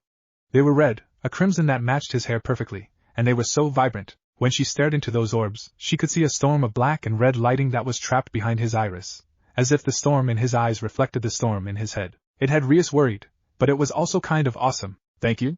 She heard her brother mumble against the skin of her neck, and she squirmed as he did. She felt ticklish there. But no, this wasn't a situation to play around with. Her brother needed her comfort, anytime. She muttered and placed a light kiss on top of his sweaty hair. "What were you dreaming about?" It's nothing." Rias frowned at Naruto's blatant lie, and that wouldn't do at all. She hated it when her brother was keeping things from her, and she wasn't about to let him think that he could get away with something like that either. "I hate it when you lie to me, Oni-chan." She whispered out and tightened her hold on the boy when she felt him tense up. She held onto him tightly, and refused to budge until the boy finally sighed and mumbled something into her neck that she just barely managed to catch. "I was fighting someone." "Who were you fighting?" Rias prodded while continuing to comb her hand through Naruto's hair. "A ghost." Rias blinked. "A ghost?" She felt her brother nod. "And did you at least kick the ghost's ass?" The boy shuddered. "No, I wasn't strong enough." Rias swallowed hard and held her brother even tighter. She didn't know what to say to that, but Naruto's disappointed tone felt like a dagger to her heart. Damn it! She wanted to comfort her dear brother, but how could she do that when she didn't know what to say? In the end, she just settled for holding the boy, hoping that her hugging him would give him enough strength to pull through this. Even if she didn't know what to say to him to cheer him up, she would be here with him. She would hold him until his pain would fade. She'd always be here for him, just like she knew that he would always be here for her. Unbeknownst to the girl, her hair began to float ominously behind her, and as her eyes stared ahead into the darkness of the night, they bled into crimson. Chapter 6. Devilish Reality. Rias sighed to herself. 2 years had passed since her brother suffered that terrible nightmare, and it had changed him. He was still her loving brother, but he was different. There was a drive to him now. It was as if he wanted to keep what happened to him in his nightmare from happening in the real world. And so, he trained. He trained like a devil possessed, doing all manner of strange things and claiming that it would make him stronger. She had caught him jumping through trees, climbing their tops, and then racing along the branches. He trained by throwing weapons at targets, and he was amazing at doing so. She never saw him miss, not once. He took to swordplay as a fish did to water, and of course, he even worked with his demonic energy, without their parents' consent at that. Yes, Rias knew that her brother had awoken something that night. He had tapped into his demonic energy, and the next morning he had asked Rias to hide that from their parents, and she had agreed. Of course, she wanted to tell her parents the truth. She hated to lie after all, but Rias knew that Naruto needed this. She knew that her brother felt insecure about something, and in his eyes, the only way to cure that insecurity was by becoming stronger as a person, and she promised herself that she would help him any way she could. It was the least that she could do after all. But if she were, to be honest with herself, she didn't understand why Naruto wouldn't go to their parents for help. She was sure that if he told them the truth about his nightly terrors, then their parents would stop at nothing to help him. They were their parents after all. But even if she found Naruto to be in the wrong in this situation, she did promise to stand with him, always, and that was what she would do. After all, much like her brother, she never went back on her word. Besides, it wasn't as if their mother wasn't already on to Naruto's little scheme. It would be a cold day in hell before her dear brother would be able to fool their mother. Rias had seen the suspicious looks that their mother had given him, and the girl was sure that their mother had a reason for letting Naruto do as he pleased. What that reason could be though, now that was something that she didn't fully grasp yet. Anyhow, the little lady was currently watching how her twin was put through one of Suzuki-Senai-sama's lessons. She watched how Naruto was basically told to swing around a long pipe of rebar with 2 hunks of concrete on each side, and all the while Suzuki would fire small bolts of magic at her twin. Suzuki called that dodge training. Rias would call it something different, but she didn't interfere as Naruto didn't seem to mind the training, quite the contrary. There was a big smile on her twin's face as went through quarterstaff stances while simultaneously avoiding Suzuki's random attacks. Truly, once Rias got over her protective worries, she found that watching her brother train was fascinating indeed. She memorized the way he moved, his strengths and weaknesses, training her mind by memorizing her twin's tells, how he would telegraph an attack, or how he moved when preparing a feint, or how his muscles would tense up whenever he made for a finishing blow. She wouldn't say that she was perfect because even after watching Naruto and Suzuki train so many times now, there were still times when her brother would go against her expectations and do something that she'd never seen him do before. She learned that her brother was a very reactive fighter. He was not one to strategize or plan, rather allowing his opponent to make the opening move and then acting accordingly. And that was something that worked incredibly well for her brother because while he may not plan ahead, he was incredibly gifted when it came to thinking on his feet. Oh! Rias winced and scrambled aside to avoid her twin who was sent flying after Suzuki had finally managed to land a sneak attack on the boy. Naruto! Suzuki bellowed, why didn't you dodge? Rias' sweat dropped and quickly ran up to Naruto where she helped the boy sit up, while also checking him over for any major injuries. When she saw a small burn mark on his right pectoral, she looked at Suzuki and gave him a scathing glare. Now she wasn't mad at Suzuki, it was Naruto's fault, after all. Still, no one was allowed to hurt her twin without her express permission. What? Naruto could be an idiot at times, and then he'd need a few whacks to set him straight again. That's how her twin worked. She wasn't enjoying it or anything. Suzuki for his part chuckled awkwardly after seeing her glaring murder at him. Hey now Riatan, that was his fault, and you know it. The girl kept up her glare before muttering. Doesn't mean that I have to like it. She heard a cough from her right and looked down at her grinning twin. It's alright Rias-chan, I should have been able to dodge that. Fine. Rias pouted and looked away from her brothers, blushing when she heard both laugh at her. She felt Naruto ruffle her hair before he stood up again and once more walked into the middle of the clearing they used to train, a clearing in the woods that were located just outside of Castle Gremory. She watched Naruto pick up his heavy weapon before he turned to face Suzuki. Well then big bro, let's get this started again. No, Suzuki shook his head. I'm sorry but I have a meeting with the other Satans scheduled and need to get myself ready for a trip to Lilith. Oh. Naruto's eyes lit up in excitement. Hey big bro, do you think that I could tag along? I really want to see Lilith for myself. Rias bit her lip. Her dear brother had a point.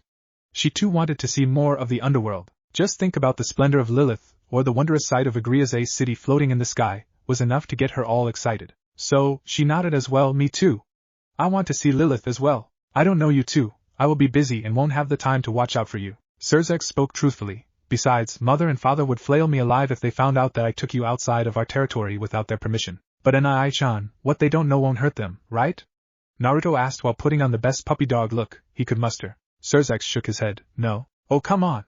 What's the worst that could happen if we tagged along with you? That's not the point, little brother, Surzex stated with a sigh. Then what is? Your lies. Surzex stated with a frown on his face. They are the problem. Naruto frowned as well before looking away from his brother. Our secret little training sessions are one thing. We aren't hurting anyone with them, so I don't mind. But you are the heir of House Gremory, sneaking out of our castle, and lying to our parents at seemingly every turn. That is something I mind, very much. In fact, I'm quite fed up with it, especially because you are making Rias do the same. Save it. Surzex said, I don't want an explanation or a reason for your actions. I'm disappointed that you feel like you need to lie to us, your family. But I do have the hope that you will open up on your own one day. Naruto said nothing, he just stood there with his head bowed low. But that aside, if you two want to join me on my trip, then go and ask mother and father for permission. Surzex took out a gilded pocket watch and checked the time. You have an hour before I need to leave. With that said, Lucifer turned and walked away from his siblings. Nisama is right, you know? Rias said as she walked up to her twin. Naruto sighed and nodded. I know. Rias placed a soft hand on her brother's shoulder and gently turned him to face her.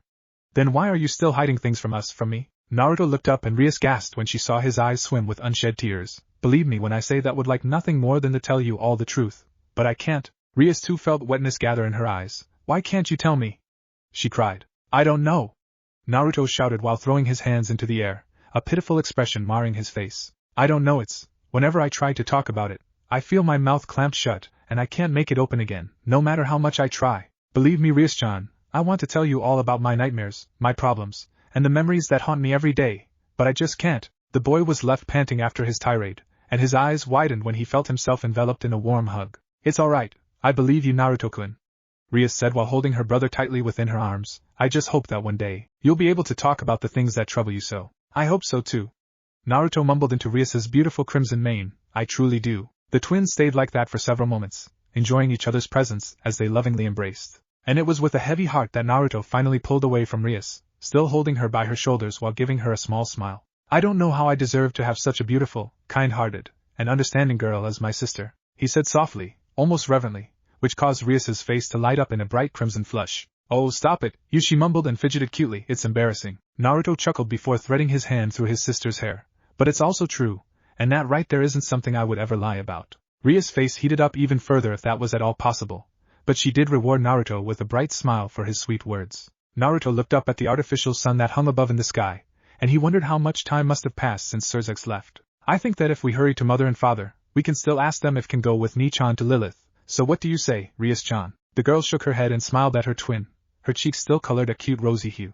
I really want to see the capital for myself, so let's give it a shot. Even if mother and father won't allow us to go, we can say that we at least tried. Naruto nodded. Then let's do it. With that, the twins unfurled their black, leathery wings and took flight into the direction of their home castle. Venelana was seated comfortably in her husband's office, enjoying some quality time with the man she loved. Said Lord was seated right next to her on a soft, Victorian-themed couch. The two lovers were not doing any work now. Instead, they opted to just enjoy some quiet time in each other's presence. It was something that they liked to do whenever the opportunity arose, and it was also something that they both needed. Just some time to relax, with nothing to worry about except for themselves, a time where they could let go of all troubles that they faced in their daily lives. Venelana sighed and leaned into her husband's side, smiling as Zeoticus wrapped one of his strong arms around her waist and pulled her closer into him. This is nice, Venelana mumbled, staring out the grand window that was across from them. Yes it is. Her husband's deep baritone rumbled in her ears, a pleasant sound if there ever was one. But alas, their quiet time was not meant to be. Both the lord and lady looked at the large, wooden office doors upon hearing someone knock. Venelana smiled when she heard her husband sigh before grumbling something intelligible to himself. Enter her lord, husband said at last, and his despondent tone of voice was almost enough to make her laugh. The two of them heard the office doors being pushed open, and looking at who had entered made them both smile. Hey Mom, Dad! They heard the voice of their little son call out, which was quickly being followed by the sound of squabbling. Hey, don't you dare hit me again, little missy. Then maybe you should start by being more respectful to mother and father. But I am. You can't tell me that there is something wrong with calling them Mom and Dad while we are in private. Did you forget that you always seem to call Mom Mommy? So why can't I do the same? Venelana and Zeoticus chuckled when they heard Rias sputter in embarrassment. That's different, and you know it. How so? Well, because I'm the girl. And what's that supposed to mean? It means that I get a free pass to do cute things with mommy mother. Oh, how convenient. Listening to their adorable children arguing with each other was almost enough to make the lord and lady on the couch break out into hysteria. Even now on the precipice of their teens, the twins were just too cute. Alright, you two, break it up. Xiaticus spoke up at last, mirth lacing his every syllable. Is there anything you need, my children? Oh, just listening to her husband talk with their children was enough to make Venelana's insides flutter. She always enjoyed hearing her man talk like the proud papa bear that she knew he was.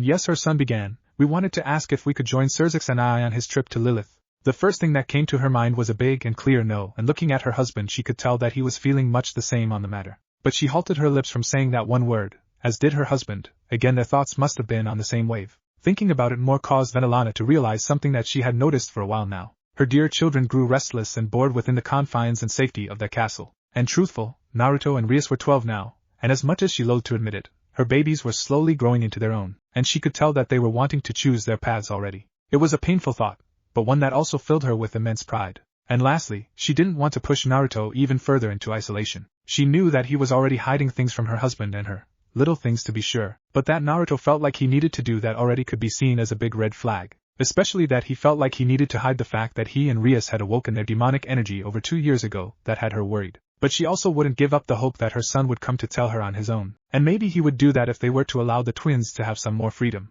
She looked at her husband and their eyes met. She could see the concern in Xiaticus's clear blue eyes, and she did not doubt that her own eyes had to mirror her husband. Nonetheless, the two parents nodded at each other, and Xiaticus spoke. Very well. He nodded before rising from the couch to face the twins. I'll allow it. Really? Both Naruto and Rias cried as one, a look of vibrant excitement on their young faces. Thank you. And so it was that Xiaticus Gremry found himself barreled over and lying on the ground with two overeager and excited children on his chest, both trying to figure out if their heads would fit into his ribcage the way they were burrowing and pushing against him. Venelana laughed, openly and loudly, and when her husband looked at her pleadingly, she only laughed more. After letting her husband suffer at the hands of his toddlers for a while, Venelana too rose from the couch and walked up to her family. All right, you two, stop suffocating your father, we still need him for a while. Hey, that's mean. She ignored her husband's outcry. Besides, you didn't allow your father to finish setting his conditions. The twins nodded and quickly jumped away from their father, who was finally allowed to inhale some sweet, sweet air. Xiaticus rose from the ground, dusted himself off, and rubbed his ribs with a small wince. Damn, his children were quite strong when they felt affectionate. He looked at the two bright-eyed children standing in front of him, before putting on a serious face. Yes, as your mother said, I have some conditions before I allow you to leave the castle. First, you will listen to everything that your brother says, is that clear? Naruto and Rias nodded while giving their father a soldier's salute. Second, I will give you a bodyguard, and if Xerxes should be too busy with his work to pay attention to you, you will listen to your bodyguard without fail. If I should learn that you were troublesome, this will be the first and last time that I'll allow you to leave the castle without me or your mother, so don't disappoint me. Yes, father. And lastly, just promise me that you'll be careful and that you'll carry yourselves befitting for nobles of House Gremry. Xiaticus ruffled the twins' heads with a soft look in his eyes, and most importantly, have fun, alright? Yes, Dad/Father. The twins grinned before giving the man a hug, which he was quick to return. After they separated, Xiaticus took a step back and clapped his hands, which caused the guard to enter through the doors. My lord? The guard, dressed from head to toe in a golden and black plate that was inlaid with ruby-red jewelry, asked his lord. Call for my knight, Artemisia. I have an assignment for her. Your will shall be done, my lord. Naruto and Rias looked at one another and grinned. We are finally going to see the capital. Whoa! The little girl gasped in awe. The capital is so big. It truly was a splendid sight to behold. Big was too small a word to describe Lilith. Massive or gargantuan would be more fitting in the small girl's mind. The city was round, or maybe oval-shaped, she couldn't tell, and 3 massive walls surrounded the city. And as far as she was aware, behind each of the 3 monstrous walls, the city became more and more pretty and luxurious. With the centermost ring of the capital being the richest of them all, it was also where Satan Palace was located. It was the massive pyramid that could be seen in the middle of the capital. It was so big that it even dwarfed the 3 walls. Even if she looked all the way up, she couldn't see even halfway up the pyramid, because it broke through the clouds. It was really big, and the lithe girl couldn't help but wonder where it ended. Was it going all the way up to Earth, she wondered? And another thing that shot through her mind was why something so big was built in the first place. Who needed such a massive palace? With how big that thing was, she did not doubt that hundreds of thousands of people could live in that palace, and there probably would still be space for more. The girl felt a hand on top of her head, and she smiled up at her big brother. What are you going on about? We aren't even in the capital yet. She gasped and looked at her brother with wide eyes. We aren't? But we just passed Wall Maria, didn't we? Yes, and also no. Her brother said before raising a hand and pointing it at the massive wall that was on the other end of the city. That over there is Wall Maria, and that behind us is also Wall Maria. We are in one of the 4 gate districts that everyone needs to pass before they are allowed to enter the capital itself. This district is called Sigansina. Whoa! The girl felt awed, and her eyes sparkled with excitement. She looked at the other figure that was with them, standing in front of her brother and her with a worn, brown cloak covering her entire frame from head to toe. Did you hear that, One-chan? The capital is amazing! The cloaked figure turned slightly, strands of silvery white hair swaying out from beneath her cowl, and the little girl saw her older sister's beautiful blue eyes. I'm glad that you're enjoying yourself, Lysana. But let's keep moving. We should try to get into the capital before nightfall. I've heard that this district isn't very safe for demons like us. The little girl's face fell, and she nodded, wincing as the terrible weight of their reality came down to crush her moment of happiness, as brief as it was. Mixed heritage devils was what people called them. It took a long time until Lysana realized that that title was bad for them, that is. They were the lowest of the low, standing even beneath the low-class devils that made up much of the population of their home, the underworld. Mixed heritage devils, that cruel title announced them as the offspring of a reincarnated devil and a true descendant of the underworld. As such, they weren't seen as true devils, nor could they lay claim to the protection of a noble house like the reincarnated devils could. And worst of all was the fact that they did not know who their father was, so there was no claim whatsoever that they could make to increase their status to even the low class. They were classless, and as such, they were worthless even in the eyes of the low class. And their mother's reputation made it all even worse. Lysana wanted to love her mother, but it was oh so hard to do that when her mere name brought them nothing but trouble. Their mother was a reincarnated devil, and she was disgraced because she lived through a battle in which her king, Lord Visago, the heir to House Visago, was struck down. From what Lysana knew, and she didn't know much about it at all, their mother was then taken prisoner and brought before the Lord Satans, who ultimately pardoned her, as she had no hand in her king's death. But the damage was already done. Lord Visago was a good king and a much beloved noble. Their mother was his queen, and she let him die even though that she was dead. The people still dragged her name through the mud. They were saying mean things about her, and if they saw her older sister, Lysana wiped away the tears that wanted to escape her eyes. It's not fair that Mirane is treated badly just because she resembles mommy so much. But no, she reminded herself, their mother's reputation wasn't the only reason why they suffered so much. Lysana was ripped from her sullen thoughts when she noticed her sister begin to walk ahead of them. She looked at her older brother, Elfman, and saw him nod in Mirane's direction before he too began to walk. Lysana dried her eyes and put on a brave face before she began to run after her older siblings. She managed to catch up with them again quickly and fell into stride. Despite the unpleasant thoughts that coursed through her mind only minutes ago, she couldn't help the big and toothy smile on her face as she beheld the sights they passed. It was all so lively. Devils of all shapes, forms, and sizes were going their merry ways. There were traders on every corner, haggling and bartering their wares, and the street artists they passed. Everything was so pretty, and the girl couldn't help but soak it all in with a big smile on her young face. A few hours later, the 3 siblings were walking for quite a while now, Lysana realized, but the big wall just didn't seem to get closer. Just how big was this gate district? They'd been walking for 3 or 4 hours now, and still, the wall didn't look to be much closer than when they began their trek. She suddenly bumped into her older sister's back when she suddenly stopped, and Lysana felt Mirane's hands on her shoulders to steady her. What's wrong, Nae-chan? It's dusk, the taller girl stated. We won't make it to the gate before nightfall. So what? Lysana heard Elfman ask. This is a city. The streets should be well lit even at night, right? That may be true, but don't forget where we are, Mirane muttered in that despondent tone of hers. This is an outer district. Haven't you noticed the lack of guards, outposts, and overall security? And just look around. Mirane waved her left hand, pointing at all the pretty ladies that stood around lampposts and street corners, and then she pointed at the rough and rugged men that could be seen standing close to the women, some even touching them in weird places, shoving their hands roughly down the women's cleavage or up their skirts. This isn't a place where I want to be at night, Mirane said. We need to find some safe spot to hold out until morning. Elman seemed to catch on quick because he only nodded and began to search around. Nae-chan, do we have enough coin to spend the night at an inn?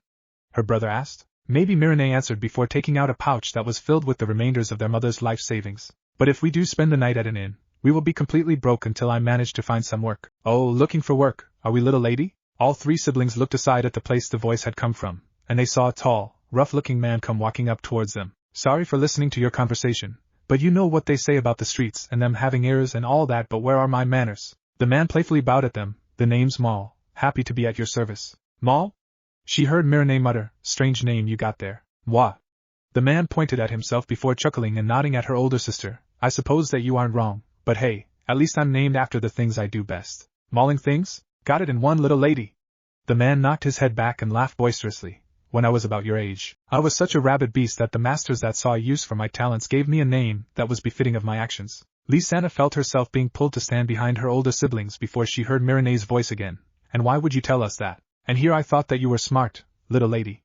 The man shook his head in feigned disappointment. You need coin, money, gold, shiny, call it what you will, and I am in the business of spotting talent when I see it, and so we could come to an agreement that could help fill all of our pockets with the good stuff. And what kind of talent are you looking for? Lysana could hear hesitation and unease in her older sister's voice, which was enough to make the girl gulp and take a step back from the strange and creepy man. Well, talent like your brother here, and yes, I can see the resemblance, Maul said while giving Elfman an appreciative look. So young and already he's growing some muscle on his arms and legs. Give him a few years and I'm sure that you little bro would become one hell of a man with a talent for knocking heads, wouldn't you agree? And that, little lady, is the kind of talent that I'm looking for. Maul took a step towards the siblings and the siblings took a step back. And then there are the two of you, the man growled out, a sound that sent shivers down Lysana's back. Now your little sister and you are real tarts, you know that? I can see it even through your ugly cloak that you are already rocking some nice titties and a cute little ass, aren't you? And that, little lady, can make you a lot of wealth if you learn how to use it right. We are leaving. Marine's voice was cold and hard and she quickly turned and started to push Elfman and her away from the creepy man. Something that Lysana wouldn't complain about, not a bit. Hey now, don't leave. The man called after them. I wasn't about to force you or your cute little sister into anything, so won't you hear me out before you walk away and run the risk of running into some asshole that isn't as kind-hearted as I? Kind-hearted? Lysana jumped when Marine bellowed at the man. You're offering me to whore myself out, and that's bad because? Lysana looked up at her sister to see her dumbstruck by the weird question. What did whoring yourself out mean? You want to keep your little siblings safe, don't you? And you probably will want to provide for them, right? Help them get an education and all that jazz. Well, little lady, what would you be willing to do to give them just that? You'd be better shut your mouth right and now. Elfman stuttered out, and Lysana looked at her brother to see that he was standing on shaky legs while trying to put up a brave face. Maul gave her brother a dismissive wave of his hand. Please stop embarrassing yourself, kiddo, and let me give you a little tip. When you want to threaten and intimidate someone, you'll want to make sure that you aren't looking like you're about to soil yourself. Now then, back to business, right? Maul cackled to himself. Where were we? All right. What would you be willing to do for your cute little siblings, Wouldn't life be so easy if you could provide them with a wonderful life by just lying on a bed all day? You know, there are humans up there that are dreaming of a life like that, to get paid handsomely for basically no work at all. And hey, they always say that it does not count as work if you're enjoying yourself, and believe me, it's easy to get a taste for that kind of work. Lysana looked at her sister's face, and saw that Marine was biting her lip with a contemplative expression. Come on, little lady! The man cried excitedly. We are devils. Creatures of desire, of sin, and ecstasy, and you, girlie, have been gifted with a pretty face and a killer body. Well, it will be at the very least, given a good diet and a few years anyways, so why not use those gifts to live a life in the lap of luxury? Hell, with the way you look now, I bet that in no time at all you'll have some noble lordling suckling on your tit like a little kid, and if you manage that then you've won the devilish lottery, baby. Because believe me, our oh-so-noble rulers aren't skimpy with their favorite whores. Come on, big sis, don't listen to that creep. Elfman said pleadingly, can't you tell that that guy is full of shit? Am I now? Maul chuckled as he walked closer towards the three siblings. Well, I know that I'm a piece of shit. I own several whorehouses, so how could I not be? But you want to know something?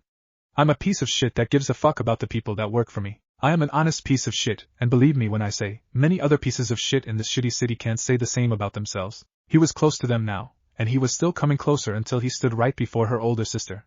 But let's ignore my offer for now, shall we? Let's roll back and start this from the beginning, alright? Hello, my name is Maul. Can I ask what three mixed breeds are doing in Lilith? Oh wait, you look just like her. Maul gasped in surprise and pointed a finger at Marine, and Lysana could once more feel tears come to her eyes. He knew as well. Oh wow, that's right. You look just like that whore Licinia. That bitch that allowed Lord Visago to die. How dare that cunt, and then she didn't even have the stones to kill herself after. So selfish. Can you believe it? Went around all sullen, begging for work, acting the part of the victim. Bah, useless cunt. Who would want a used and broken toy like her? And I bet she even killed her king herself. Couldn't accept her place, I say. At the end of Maul's tirade, all three siblings were left shuddering and in Lysana's case sobbing. But the man didn't seem to care as he stepped even closer towards her older sister. And Lysana wanted nothing more than to curl up and cry. Do you see now, little lady?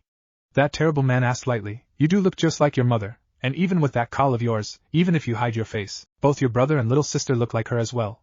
She was famous, you know. She was, for a time, the most desired woman in all the 9 circles, second only to bitches like Grafia Lucifuge. And that brat Marcus Visago's death was all the rage when it happened. You couldn't go 2 steps without some fucker crying for that brat, and then well, you couldn't go 2 steps without some fucker cursing your mother to heaven and back. So little lady, let me ask you again, what will you do? Really, what will you do, with that face of yours, with that rare shade of snow-white hair? Face it, little lady, unless you find a way to leave the underworld, there is no place where you can hide from your mother's shadow. Lysana heard her sister sob out, and that alone was near enough to break her little heart. But hey, if you don't want to accept my offer, you are free to go. Mal stepped back from her sobbing sister, looking pleasant as can be with a small and gentle smile on his face. I'm an honest devil, and I do as our race does best. I'm a dealer of simple choices, and I gave you yours. Now then, decide. Silence followed Mal's statement. Only the sobbing of Mireille and her could be heard by the three of them. There was still a bustle around them in the streets, but it was as if the other devils, demons, and yokai were deliberately avoiding the four of them. Then her sister moved a step closer towards Mal. Ayaki. Sorry. Lysana snapped her head back and spun her body and turned to get a look at the person that just talked. Wow, despite the situation the girl was drawn to only one thing about that stranger, their hair is so pretty. Who are you kids? Mal growled in annoyance. Yes, as I said, sorry, but the thing is, I couldn't help but listen in on your conversation. See, I have that weird condition. When I see a grown man harass a girl, I always get such an annoying tick, like a voice in my head that keeps telling me to kill that fucker. Kill him good. It's really rubbing me the wrong way, you know? Oh, really now? Mal asked, and Lysana saw him turn to face the strange boy and the girl that was standing next to him. Oh yes.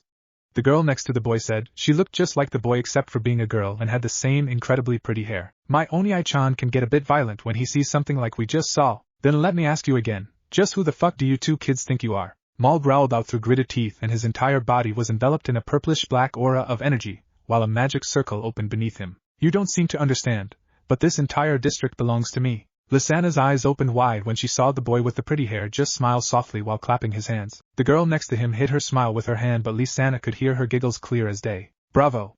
Good for you, really, I'm so proud of you, buddy. The boy mocked the grown man. And since you were kind enough to introduce yourself, Mal, right? Can I call you Mal? I'm gonna call you Mal.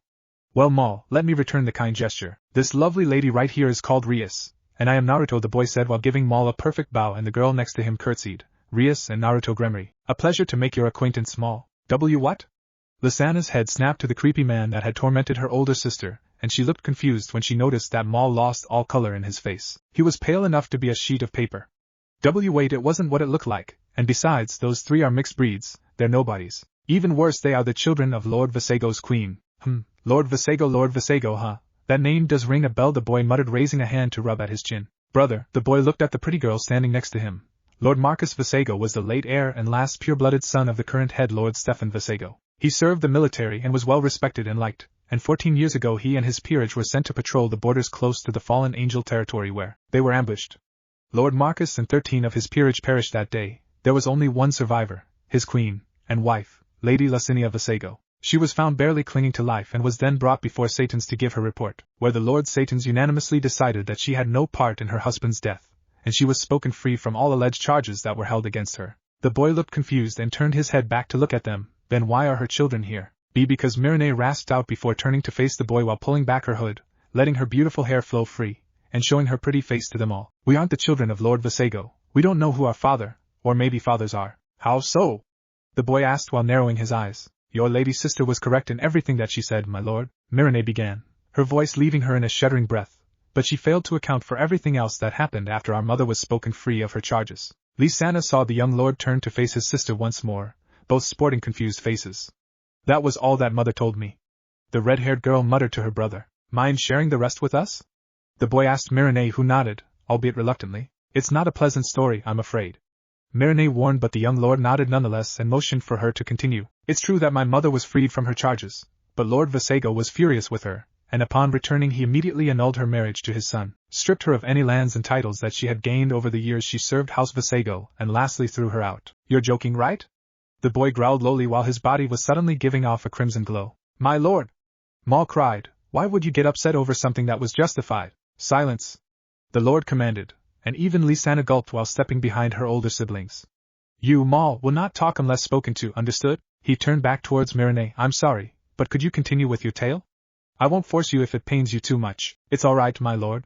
Mireille began while wiping at her eyes. I've had to live with that story being a shadow looming over my head for my entire life now. I don't mind telling it again, and there isn't much left to tell anyways. After Lord Visego stripped my mother of her rank, titles, and marriage, she couldn't go anywhere. No one was willing to take her in because as a queen that allowed her king to die, her name was sullied beyond redemption. In the end, she couldn't even gain work as a lowly household guard, and having failed to gain work any other way, she was forced to sell her body just to scrape by. And that's how my siblings and I came to be. Lysana dared to take a glance up and saw that the young lord now sported a horrified expression upon his face, whereas her sister was just looking down at the ground, silent tears dripping down her cheeks. And then something happened that to Lysana felt like a true miracle. The young lord took a step forward and he embraced her sister. I'm so sorry. He pulled her sister in even tighter, wrapping her up all snug against his body before starting to comb his hand through her snow-white hair.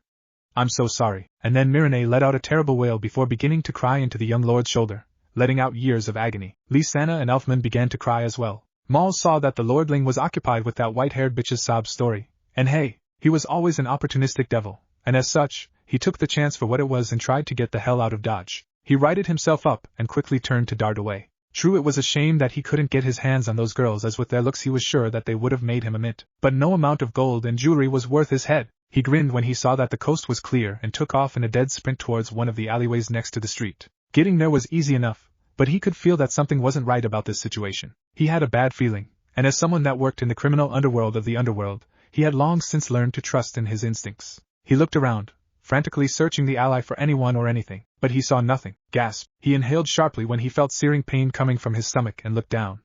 His eyes widened in disbelief. Where the hell did that thing come from? Why was there a Ziphos in his stomach? What the hell? The man looked up upon hearing heels hitting cobble, and when he did, his eyes widened in dread. That was the Knight of Lord Gremory coming towards him, right? Fucking hell, this just isn't my day. Honestly, those aren't bad words to choose as your last. I know, right? And so, the man lost his head in a dark alleyway and Artemisia walked away with a sway to her hips while humming a chipper tune. Devilish interlude. Naruto held the trembling girl in his arms, allowing her to take comfort from his presence, and he didn't care that he could feel the wetness of the girl's tears seep through his clothes. This was the least that he could do after all. He held her tight, wrapped up snug within a comfortingly tight hold, and he ran a hand through her hair like he would when holding Rias. He could feel the girl shudder and heard her sobs. It was heart-wrenching. He may not know the girl, and he may know very little of her pain, but he could empathize, probably more than anybody else. Hey, it's that brat. Just look at him acting all shy and innocent. I just wish that Lord Hokage would change his mind. My family is living here, and I don't want that monster anywhere close to them. Naruto closed his eyes tightly, pushed those useless memories away and pulled the girl in even tighter. He stayed like that for what felt like hours, letting the pretty girl wail away until her throat went hoarse, and her shudders turned into soft spasms. He stayed like that, holding the girl in the middle of the street until she had tired herself out, and was leaning weakly against his frame. Naruto put a hand on the girl's waist to support her before he finally looked around. He smiled upon seeing his twin comfort the two white-haired children. It was a sweet sight, but pulling his eyes away revealed that they were still standing in the middle of an open street, with peasants, hookers, and ruffians looking at them as if they'd grown a second head, and yes, admittedly what he and his sister were doing did not make for a very noble sight. And he reminded himself that they did promise their father to act according to their station. But then again, isn't the Gremory family known for their kindness? So technically they weren't acting unbefitting of their station either, and that was good enough in Naruto's mind. He looked down at the girl in his arms and noted that she had fallen asleep at some point. Poor thing's probably exhausted. The girl was pretty, he noted, very much so.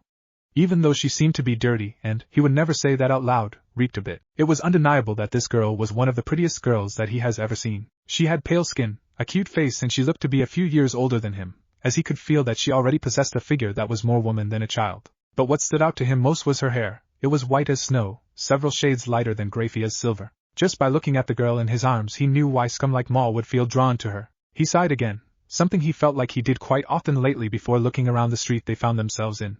It was all so different yet familiar. The city was different, the buildings looked different, and the people dressed differently, but the sight of hookers, thugs, and addicts brought a feeling of nostalgia up in him, and he didn't want to be here if he was honest with himself. But more importantly, he didn't want Rias or these three white-haired kids to be here any longer. He hefted the girl in his arms into a princess carry and walked up to Rias, who was kneeling in front of the other two kids. A gentle smile came to his face when he saw how Rias gently comforted the two siblings that stood before her. He cleared his throat softly, making them pay attention to him. We should get going. Rias looked over her shoulder to nod at Naruto before she stood up, keeping a hand on the cute little girl's shoulder. Why you aren't going to take our sister with you, are you? The white-haired boy stuttered out fearfully, which caused Naruto to falter before he realized how this entire situation must have looked to the boy. Well, of course we are, Naruto said, and Rias nodded, which made the two children look worried for a moment. Why are you looking so afraid? Of course, you two are coming with us as well. Oh, are you sure? The white-haired boy asked. We don't have any money or valuables to repay you with. Don't worry about that. Rias said calmly. We've heard enough to know about your situation, so again, don't worry about anything for now, alright? The two siblings looked unsure for a moment but agreed, nonetheless. Then if you would all step closer to me, please?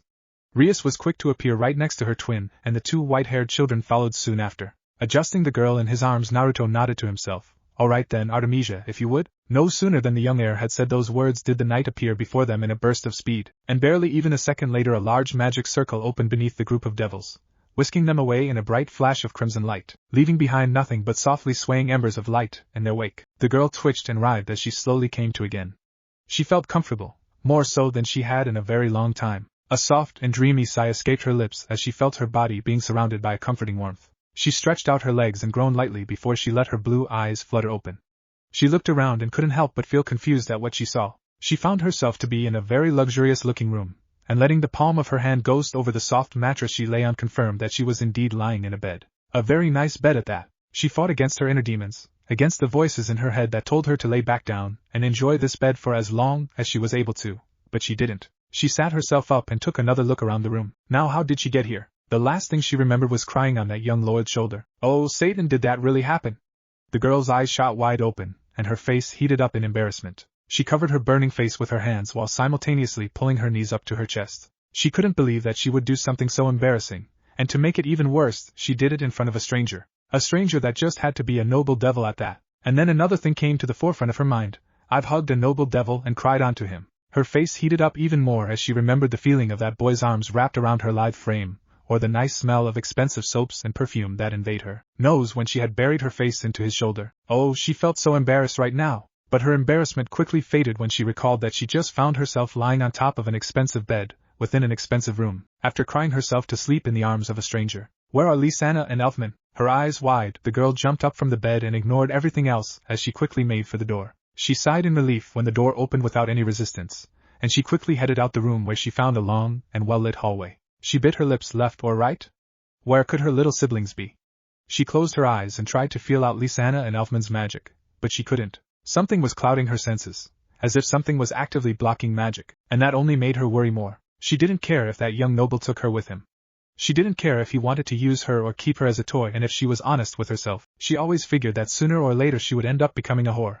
But she wouldn't allow either of her siblings to suffer such a fate. She looked back and forth, left and right before she decided to simply go for it, and went down the left side of the hallway. She fidgeted with her hands, a nervous tic of hers, and looked around as she walked, staring in awe at the expensive decorations and beautifully placed flowers that she passed. After a few short moments of walking, she could faintly make out the sound of laughter and voices coming from somewhere down the hallway. She followed the sounds and soon found herself walking through an arch which led into a large and luxurious living room, and what she saw there nearly brought tears to her eyes. She saw her little siblings, and they were having fun, both of them were. Lysana was on a couch, her little legs tucked underneath as she was talking animatedly with the crimson-haired girl, Lady Rias Gremory she reminded herself, who was sitting across from the little girl, talking back just as animatedly as her sister. And Elfman was sitting on the floor, seemingly playing some card game with the boy that was still haunting her mind. Her shy brother was smiling softly, and seemed to be enjoying himself more than he had in a long time. But what warmed her heart most was the fact that both of her siblings looked healthy and clean. Not a speck of dirt could be seen on either of them. Elfman's hair was neatly combed back, and Lysana's short mane looked smooth and had a pretty shine to it. Both her little sibling were dressed in fresh and expensive-looking clothes, with Lysana wearing a beautiful white dress and Elfman being dressed in fine black pants and a white button-up shirt. As much as it pained her to admit, she couldn't recall the last time that she could afford to get her little siblings a warm bath or let alone new clothes. She was speechless, utterly lost for words, and when the young crimson-haired boy turned to look at her, she felt her eyes water before she did the only thing that came to mind. She bowed her head at him in gratitude. "Oh good, you're finally awake." She heard his smooth, youthful voice and she fidgeted in place when she could feel that the attention of the room was now solely on her, which was proven to be true when she heard the voices of her little sibling call out her name before she was enveloped in a warm hug by both Elfman and Lysana. "Nei-chan/Miranei." Both called and she couldn't help but smile before wrapping her arms around the two children. "Hello you two," she muttered softly, shyly even, as she tried not to pull too much attention onto her. A fruitless endeavor indeed. "Did you have a fun time?" Both siblings bobbed their heads quickly and Lysana cried out, "Yep, we did. Naruto and Rias-chan have been really nice to us." Myra's eyes widened and snapped towards the two nobles when she heard her sister address them so casually, and when she saw both smile at her, she didn't know what she could say, or if she should feel worried or relieved. This wasn't at all how she imagined the nobility to act like. "That's good," she finally muttered while rubbing Lysana's head, feeling the softness of her little sister's freshly washed hair against her fingers. "I'm glad." She then felt Lisanna grab her hand before the little girl bodily pulled her further into the room until she was left standing right in front of the handsome boy and his pretty sister. Naruto, Rias, I'd like you both to meet my Wani-chan, Mira Jane, the little girl said with a big, toothy grin splitting her cheeks. Mira Jane for her part felt mortified to suddenly be the center of attention, but she had to be polite, not only because she found herself in front of two important figures of the underworld, but also because they had taken care of her siblings while she was asleep, and that kindness meant a lot to her. She cursed herself for stuttering like that and took a deep breath, trying to will away the heat that she could feel crawling up her face. It's a pleasure to meet you, my lord and lady. This time Mira bowed fully at the two noble siblings and quickly came to regret that decision when she heard the crimson-haired boy snort in amusement, while both the noble lady and her little sister giggled in amusement. Again, she could feel her face burn in embarrassment. Now she looked up and saw that the young lord was walking towards her and mentally prepared herself for the worst. Had she offended him in some way?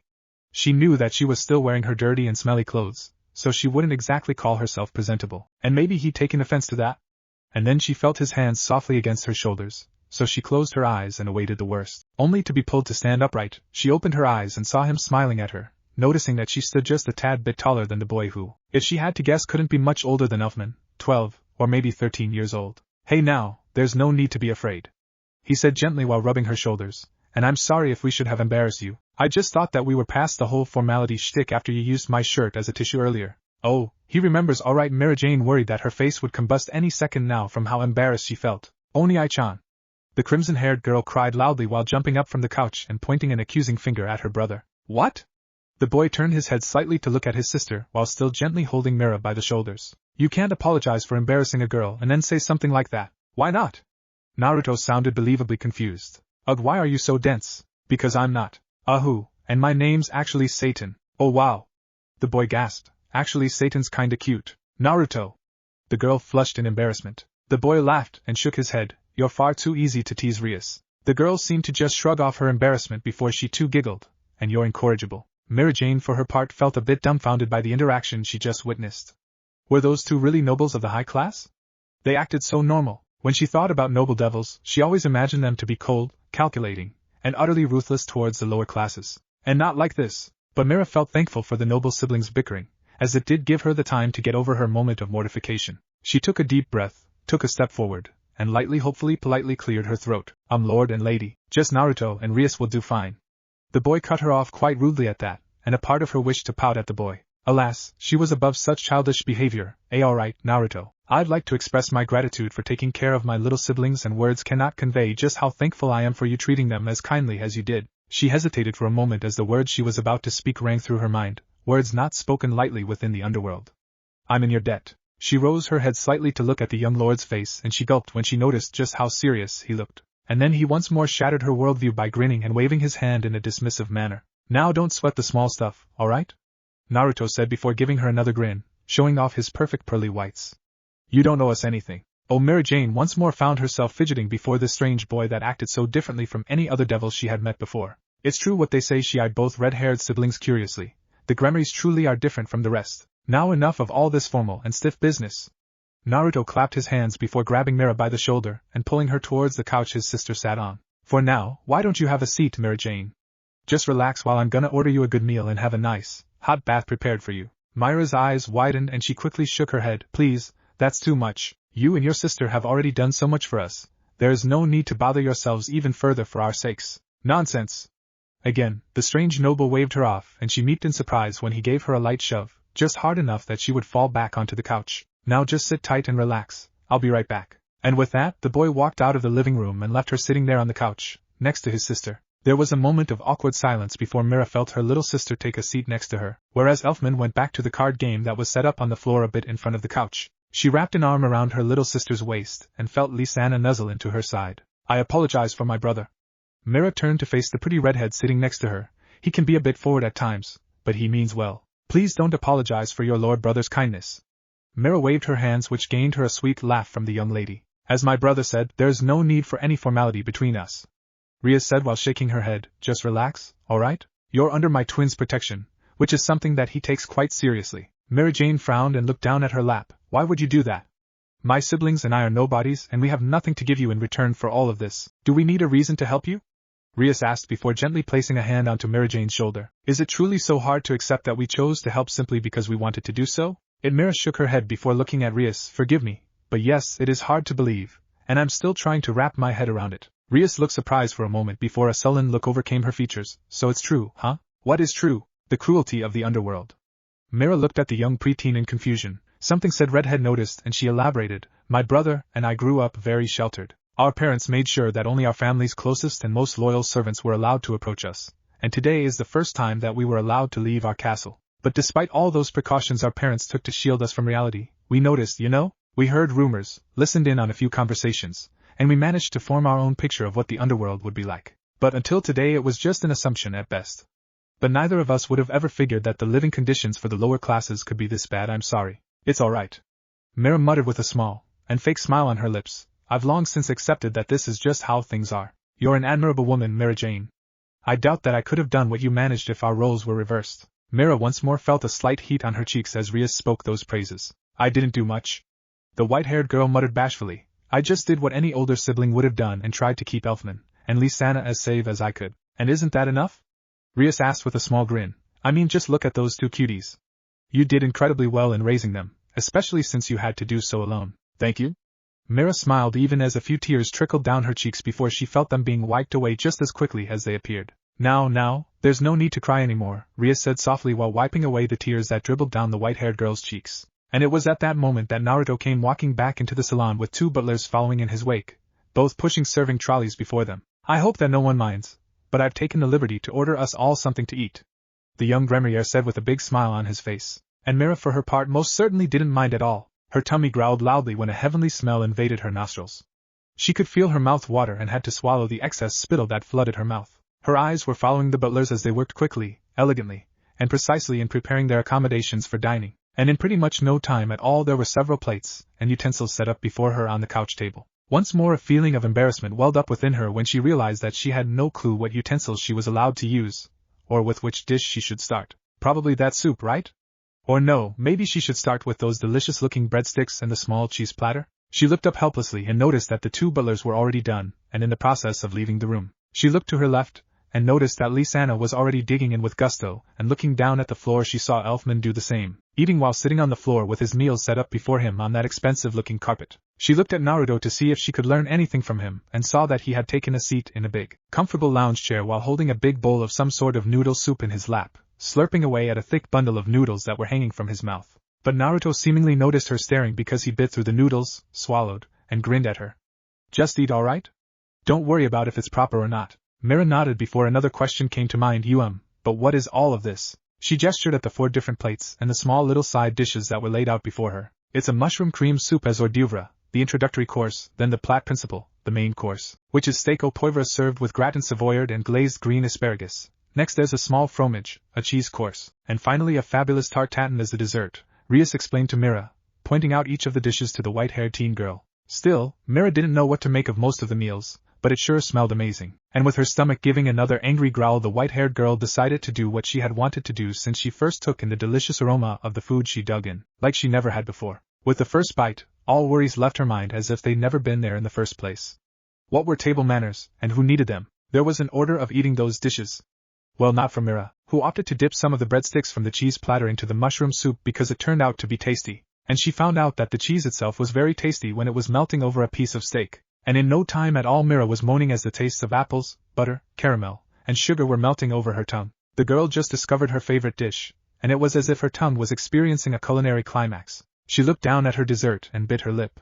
She so wanted to destroy that delectable delicacy, but she also wanted to savor every speck of it. Decisions.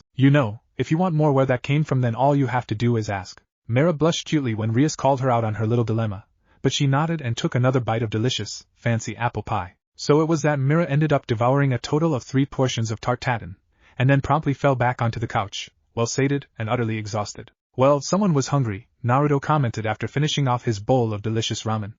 I'm glad that you enjoyed that, as I don't know what to order for you. No, it was perfect, thank you. The white-haired girl muttered blissfully, which caused both Redhead's and Myra's siblings to laugh. Good, and as I said earlier, once you're done resting for a bit there's a hot bath waiting for you, Naruto said, which garnered him a small, lazy nod from the white-haired teen girl. For the first time in basically forever Mira Jane could say that she felt blissfully content. There were still worries on her mind, but they were much quieter now, and she could allow herself to relax for now. She watched through lazy eyes how her little sister was going back to talking with the red-haired princess while her brother went back to playing cards with the boy that made her experience all this splendor. How could she ever repay him for all of this, she wondered. If she were honest with herself, she wouldn't even mind if this was all just an act for her to lower her guard. Had these two not intervened earlier, then Mira would have accepted to become a pleasure girl. And what could be worse than that? Oh, sure, a few things came to mind, but she doubted that these two siblings could ever be such monsters. They seemed far too kind for something like that, well, or so she hoped. Still, the girl wouldn't care if they were to enslave her, use her or abuse her. If her siblings were kept from such a fate, then she wouldn't mind it at all. She was used to suffering already, so what if she had to suffer a bit more? Then again, maybe, if she was lucky, then perhaps the two nobles were truthful, but she wouldn't get her hopes up just yet. She sighed and pushed such thoughts away from the forefront of her mind and remembered that there was a hot bath waiting for her, and that was something which sounded fantastic to young Mira Jane. She looked at Naruto, who seemed to pick up on what she wanted before she even had to say it out loud. Ready for your bath? He asked, and she nodded. Alright, then let me show you the way. You don't need to bother, Naruto-kun. Rias spoke up from next to her. I wanted to take a bath as well, so long as you don't mind sharing, Mira Jane? Oh, no, great. Then come on, let's go. The girl jumped up and grabbed Mira's hand before pulling the white-haired girl up onto her feet. And just like that, Mira found herself being pulled after the excited red-haired girl. And once more she had to wonder if those two siblings truly were of noble birth. Chapter 7, Devilish Revelations. So, Mira Jane, mind telling me a bit about yourself? Rias gently ran her fingers through her wet, crimson hair, wringing out some water before leaning back against the pleasantly warm stones of the bathroom. A magnificent bathroom indeed. The entire bathroom was created to give off the feeling of pure, undisturbed nature. The walls, the floor, the hot tub, they were all made from rustic, natural stones, and there were patches of grass, and flowers growing from in between the crevasses of stonework, and then there was fresh ivy that wound itself up and down the walls and the ceiling of the luxurious oasis of relaxation. What would you like to know, lady? What have I told you about formalities between us? Rias gave the white-haired beauty a mild glare, making the other girl fidget lightly. Mira nodded lightly. You said that there is no need to use them anymore, she muttered shyly.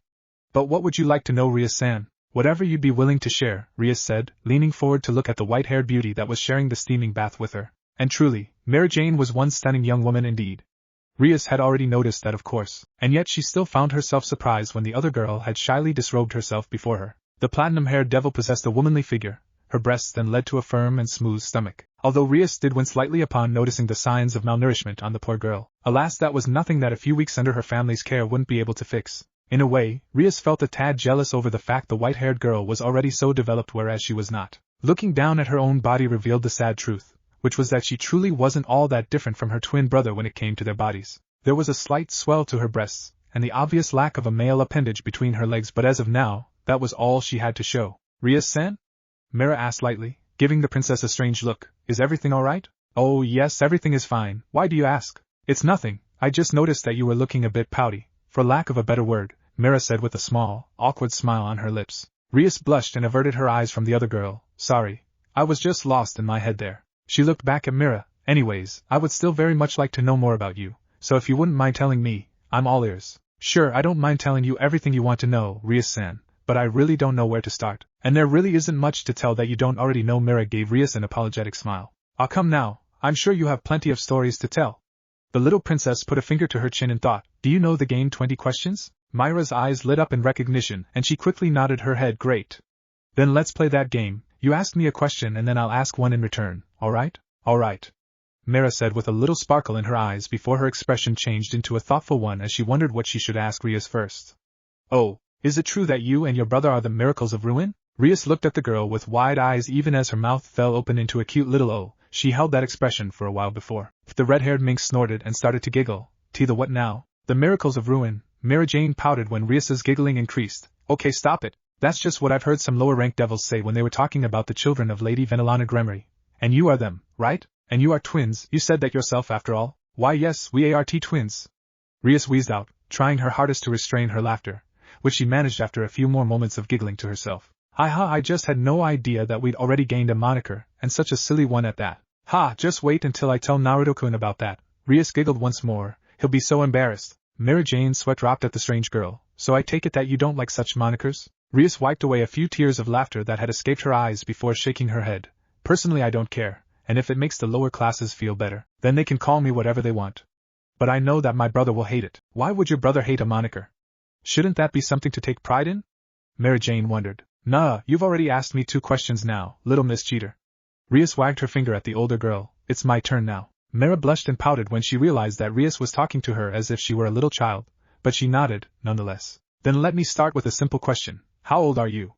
Rias asked while turning to face the girl. I'm 14, Mira said without any preamble, not noticing the calculating glint in Rias's bluish-green eyes. 14, huh? So she was born not long after Lord Visago died. Interesting. The crimson-haired girl never let her thoughts show openly, and just continued to play along with the white-haired beauty sitting in the tub across from her. They played, talked, and bonded until their skins started to shrivel, and Rias could visibly see how her newest friend was relaxing with every question that Rias answered. And after their bath had come to an end, the crimson-haired princess could say that she had gained a glimpse of the real Mary Jane, the one that was hidden beneath all the pain, all the suffering, and all that responsibility that she had been carrying for such a long time. And Rias truly liked what she saw. Yes, you will make a wonderful addition to our family, Mary Jane. Naruto smiled softly as he tucked both Elfman and Lee-sana into their bed. The two children had tired themselves out, Lee-sana watching some TV and Elfman trying to memorize the rules of magic, the gathering. They were sweet, both were, and Naruto couldn't express just how sorry he felt for that small family of three. Truly, it was like looking at a mirror. As if his past life was reflected in each of those white-haired children, and yet he was glad that he met them when he did because now, he could give them something that he had never been given as Uzumaki Naruto. Now he could give them help. He sighed and made sure that both sleeping kids were properly tucked into their blanket before nodding to himself, and walking out of the room. He closed the door behind him before walking back into the living room of their hotel suite. He checked the time and couldn't help but shake his head as he did. Guess Rias-chan is determined to make Mira Jane feel welcome, that, and the little minx is probably satisfying her curiosity while she's at it. Well, it was getting close to 3 a.m. in the morning, so perhaps he should turn in as well. But before he could do so, he heard the bell of the elevator go off. He looked at the elevator and waved upon realizing that it was just his older brother coming back from his day at Satan Palace. Yo, Naruto? Surzex walked into the suite, taking off his jacket before lazily throwing it over the couch. Why in the world are you still awake at this time of night? Do you have any idea what mother would do to me if she ever found out about this? Naruto sighed before walking up to his older brother. Well, it's quite a long story. I can imagine, Lucifer muttered before taking a look around the room, raising an eyebrow when he noticed the lack of someone. Where is Artemisia? She's cleaning up loose ends, Naruto stated, which made Surzex even more confused. Okay, explain. And so, Naruto prepared to do just that, but again, he was cut off just before he could begin by the sound of girlish laughter coming from the direction of the bathroom. Both Surzex and Naruto looked in the direction the noises came from and saw both Rias and Mary Jane come walking into the living room. Both girls were dressed in pajamas and had towels wrapped around their heads. When the two girls spotted Naruto and Surzex, they halted in their steps, while Rias did. Mary Jane for her part froze in place upon seeing the form of Surzex standing there. She recognized him from the news feeds that were sometimes broadcasted in inns or large public places. Yes, she recognized the king of the underworld. She gulped and tried to keep herself standing even though her legs shook and she could feel sheer terror overwhelm her entire being. Lord Lucifer. The girl muttered silently before she felt her mind give out on her, and she fainted on the spot. The three red-haired siblings blinked. Once, twice, and a third time. It's been a while since that happened to me, Surzex muttered while scratching the back of his head. Then his sweat dropped upon noticing that both Naruto and Rias were suddenly glaring at him as if he'd just kicked their puppy or something. Okay, what's with that look? Nothing that happened here is my fault. So why don't you do me a favor and start explaining what the hell's going on here? Alright? Rias huffed and turned away from the ruler of the underworld. Naruto-kun will explain everything you need to know, Oni-sama. Now if you both would excuse me, I'm going to tuck Mira-chan into bed. With that said, Rias picked Mira Jane up into a princess carry, acting as if the girl in her arms weighed nothing at all, and then she marched off, leaving behind the two brothers. Okay, sorry for my lack of decorum, but what the actual hell is going on here? As I said, Oni-chan, it's a long story so you might want to take a seat, Naruto sighed, and both sat down on the couch before the younger brother started with his recount of the day's events. Surzex stayed silent all the while and just listened, but at the end of the story, he couldn't help but shake his head in disbelief, and then he paled when another thing came to his mind. Mother will never let me hear the end of this. Oh yeah, she had officially fucked up, there was no doubt left in her mind about that. When the kid died and his spirit faded, she figured that she too would pass on for a time, until her body would reform itself. But that was just speculation since she had never expired before. Perhaps it was stupid to jump into the unknown like that, but if she was honest with herself, there was a certain flare of excitement about it. The thrill of the unknown, and after living for thousands of years, experiencing something new was a treat. Or so she thought, and boy, was she ever wrong. When the kid did draw his last breath, she too did pass on. Problem was, she truly passed on, as in her spirit went the high road, and then she found herself standing before Kami-sama herself. A very pissed off Kami-sama. And now that wasn't something that Kurama had accounted for. Yes, mistakes were made. Do you have any idea what you did, fool? Kurama trembled as the wrath of a true deity washed over her form, pushing down on her massive frame, trying to squash her as if she was nothing more than a mere bug before a boot. and for the first time in a very long time, she felt afraid. Your careless disregard of human life ruined a divine plan that was hundreds of years in the making. The heavens wept, the earth trembled, and the air was split by lightning as Kami-sama allowed her rage to flow through. It felt apocalyptic in every sense of the word. Silence, child. Kurama gulped and lowered her head. I do not wish to hear excuses. I know why you allowed Naruto to perish, and I find your reasoning to be lacking. A deafening crack of thunder followed Kami-sama's every word. Alas, the deed has been done. The child of prophecy is no more, and drastic measures must be taken if the elemental nations shall survive the coming threat. My lady, I'll do whatever it is you require of me. Kurama spoke through gritted teeth, hating the fact that she had to prostrate herself before the goddess. But she would do so if it meant that she would survive. But Kurama, I don't need you to do anything. There was a wicked smile on Kami-sama's face. You see, the Akatsuki want to capture you. They need to capture you for their plans to reach completion, and the easiest way to foil their plans would be to simply remove you from the equation. If Kurama was physically able to pale, then she would do so. What do you mean by that, Kami-sama? Kurama asked fearfully, completely ignoring any pretense. What was pride? She didn't have any of that. You see, Kurama, I didn't like it when my child of prophecy was robbed of the life that he was supposed to live. I did not like that at all, so I intervened. When he died, I took his soul aside, comforted him, and then asked him if he wanted to be reborn with his memories intact. He accepted. Even now as we speak, Naruto-kun is in the process of starting his second chance, and I'm planning on sending you along for the ride. Why you can't be as serious? UW would once more lock me up inside of that bee-brat. Now I never said anything about sealing you within Naruto-kun. Kami-sama spoke lightly yet sternly. That would be far too easy, and it wouldn't be a fitting punishment for your callous actions.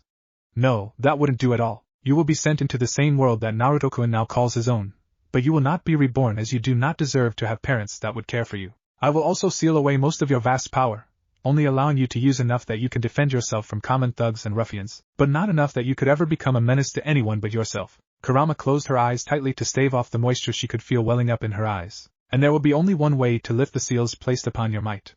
Find Naruto and beg for his forgiveness. If he sees fit to grant you forgiveness, then your power shall be restored in full. If not, then you shall live out your life as a shell of your former self. When Naruto needed your aid, you saw fit to deny him.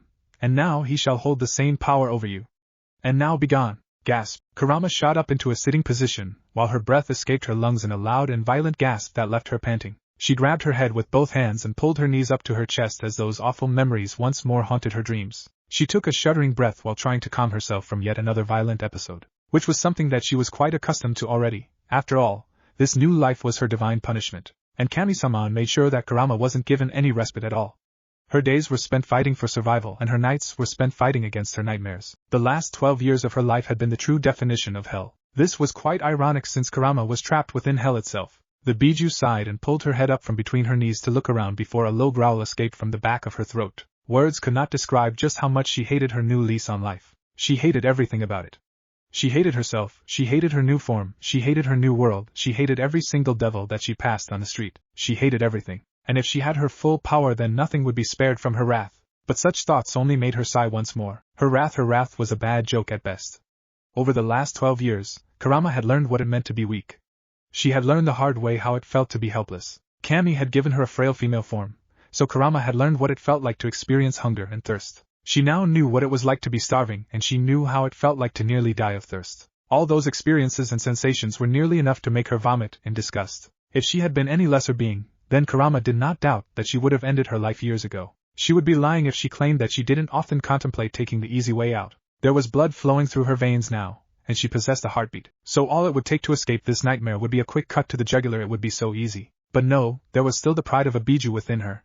She was Kurama, the Kyubi no Yoko, and one day she would recover her might. One day she would regain her 9 tails, and one day she would get her revenge for this humiliation. With those thoughts serving as her motivation, Kurama pushed herself onto her feet, wobbling slightly before she gained her footing. She looked around the filthy alleyways she had slept in this night, and her nose wrinkled in disdain. Kami-sama truly was a mean bitch for making her go through the same things that Naruto had to go through once upon a time. It was true what they said, one must walk a mile in another's shoes to truly understand them, and yes, this experience did make Kurama understand her former jailer somewhat. She patted down her clothes, just some filthy rags that she had haphazardly wrapped around herself to protect her modesty, and ran a hand through her dirty hair. She could use a bath one of these days. Alas, that wasn't of vital importance to her. Nope. What was important, however, was getting something to sink her fangs into. It was breakfast time, and Kurama would not be denied. The Biju turned yokai grinned to herself and began to walk out of the alleyway and onto the crowded streets of the underworld's capital, Lilith.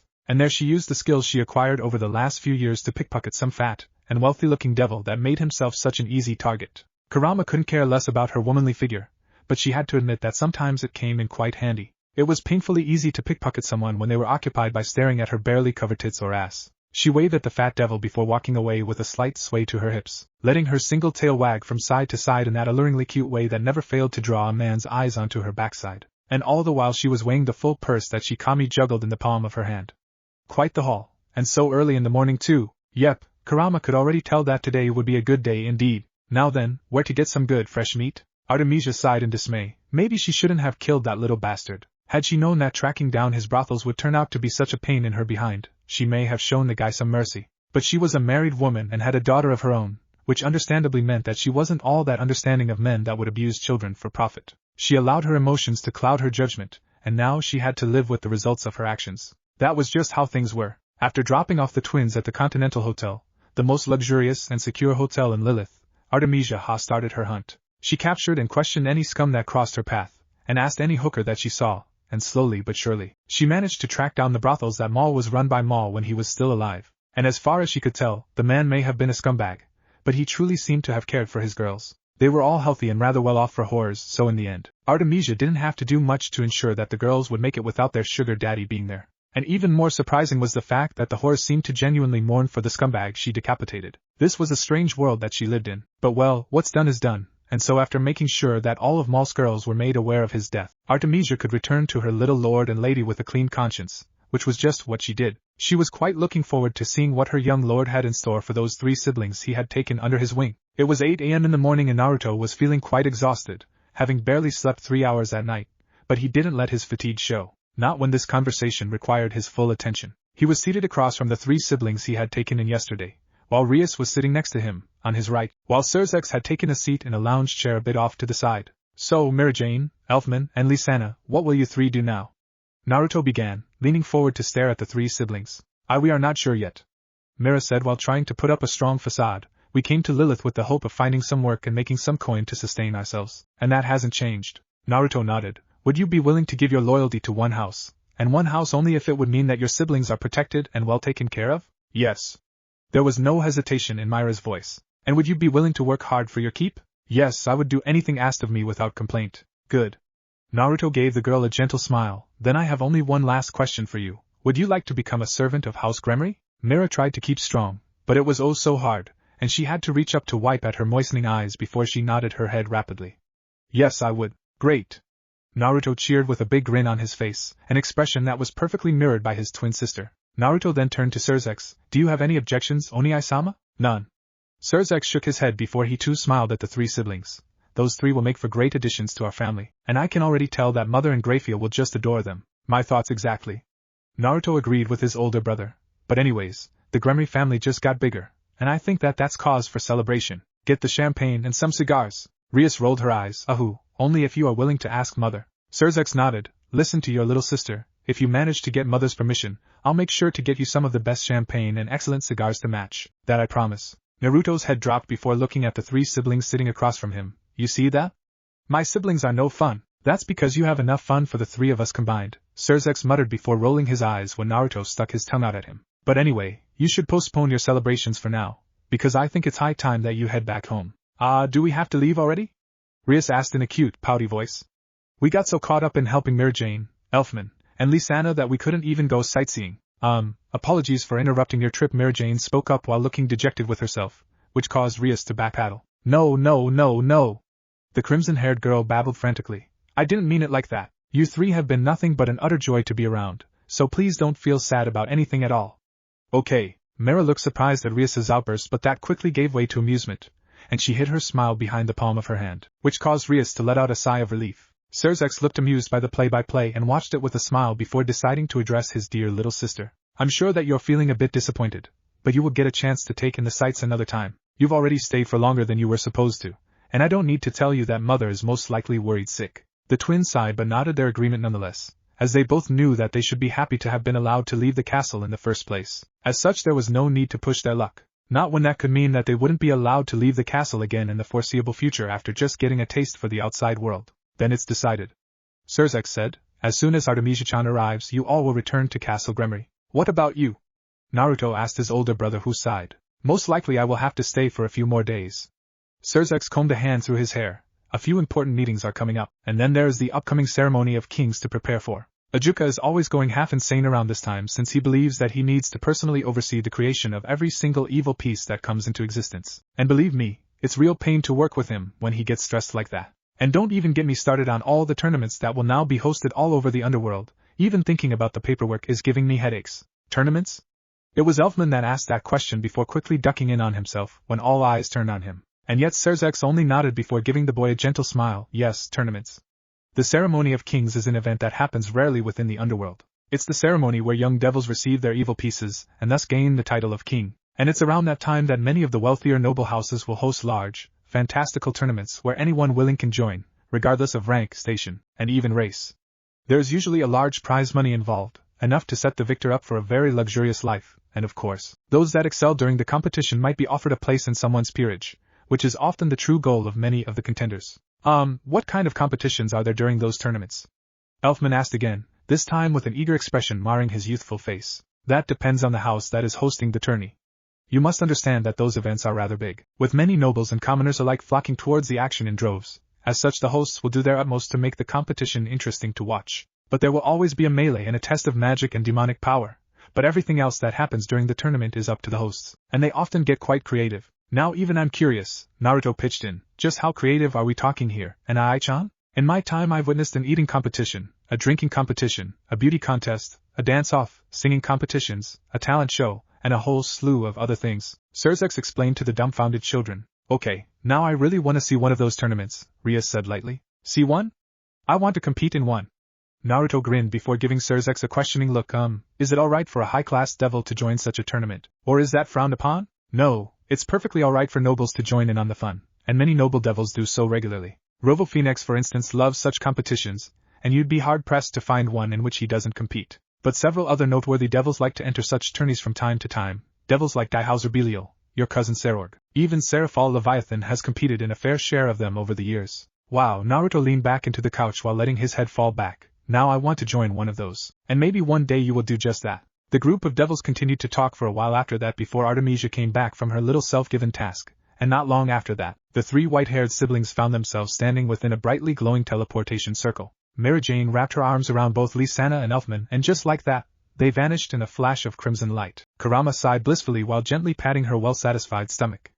By the sage, there was nothing quite like fresh, bloody meat to start a day with. But now that she was done with breakfast, Kurama found herself to be at a bit of a loss as to what she should do with the remainder of her day. She still had more than enough coins left over that she didn't need to worry about money for the next few days. And so, with nothing better to do, Kurama found herself walking aimlessly through the crowded streets of Lilith. And that was when she heard the rumors. Did you hear? The twins were here in Lilith. A plain-looking woman spoke in a hushed tone. Yes, I've heard about that as well. I've heard that they stayed at the Continental Hotel. A shame that I didn't get to see them. I'm really curious how they look. Another woman added to the hushed conversation. A good friend of mine saw them yesterday. A man stated, drawing the attention of many, including Kurama, to him. Saw how the twins helped out some low-class children and then they took them with them. Oh, how I wish that something like that would happen to me.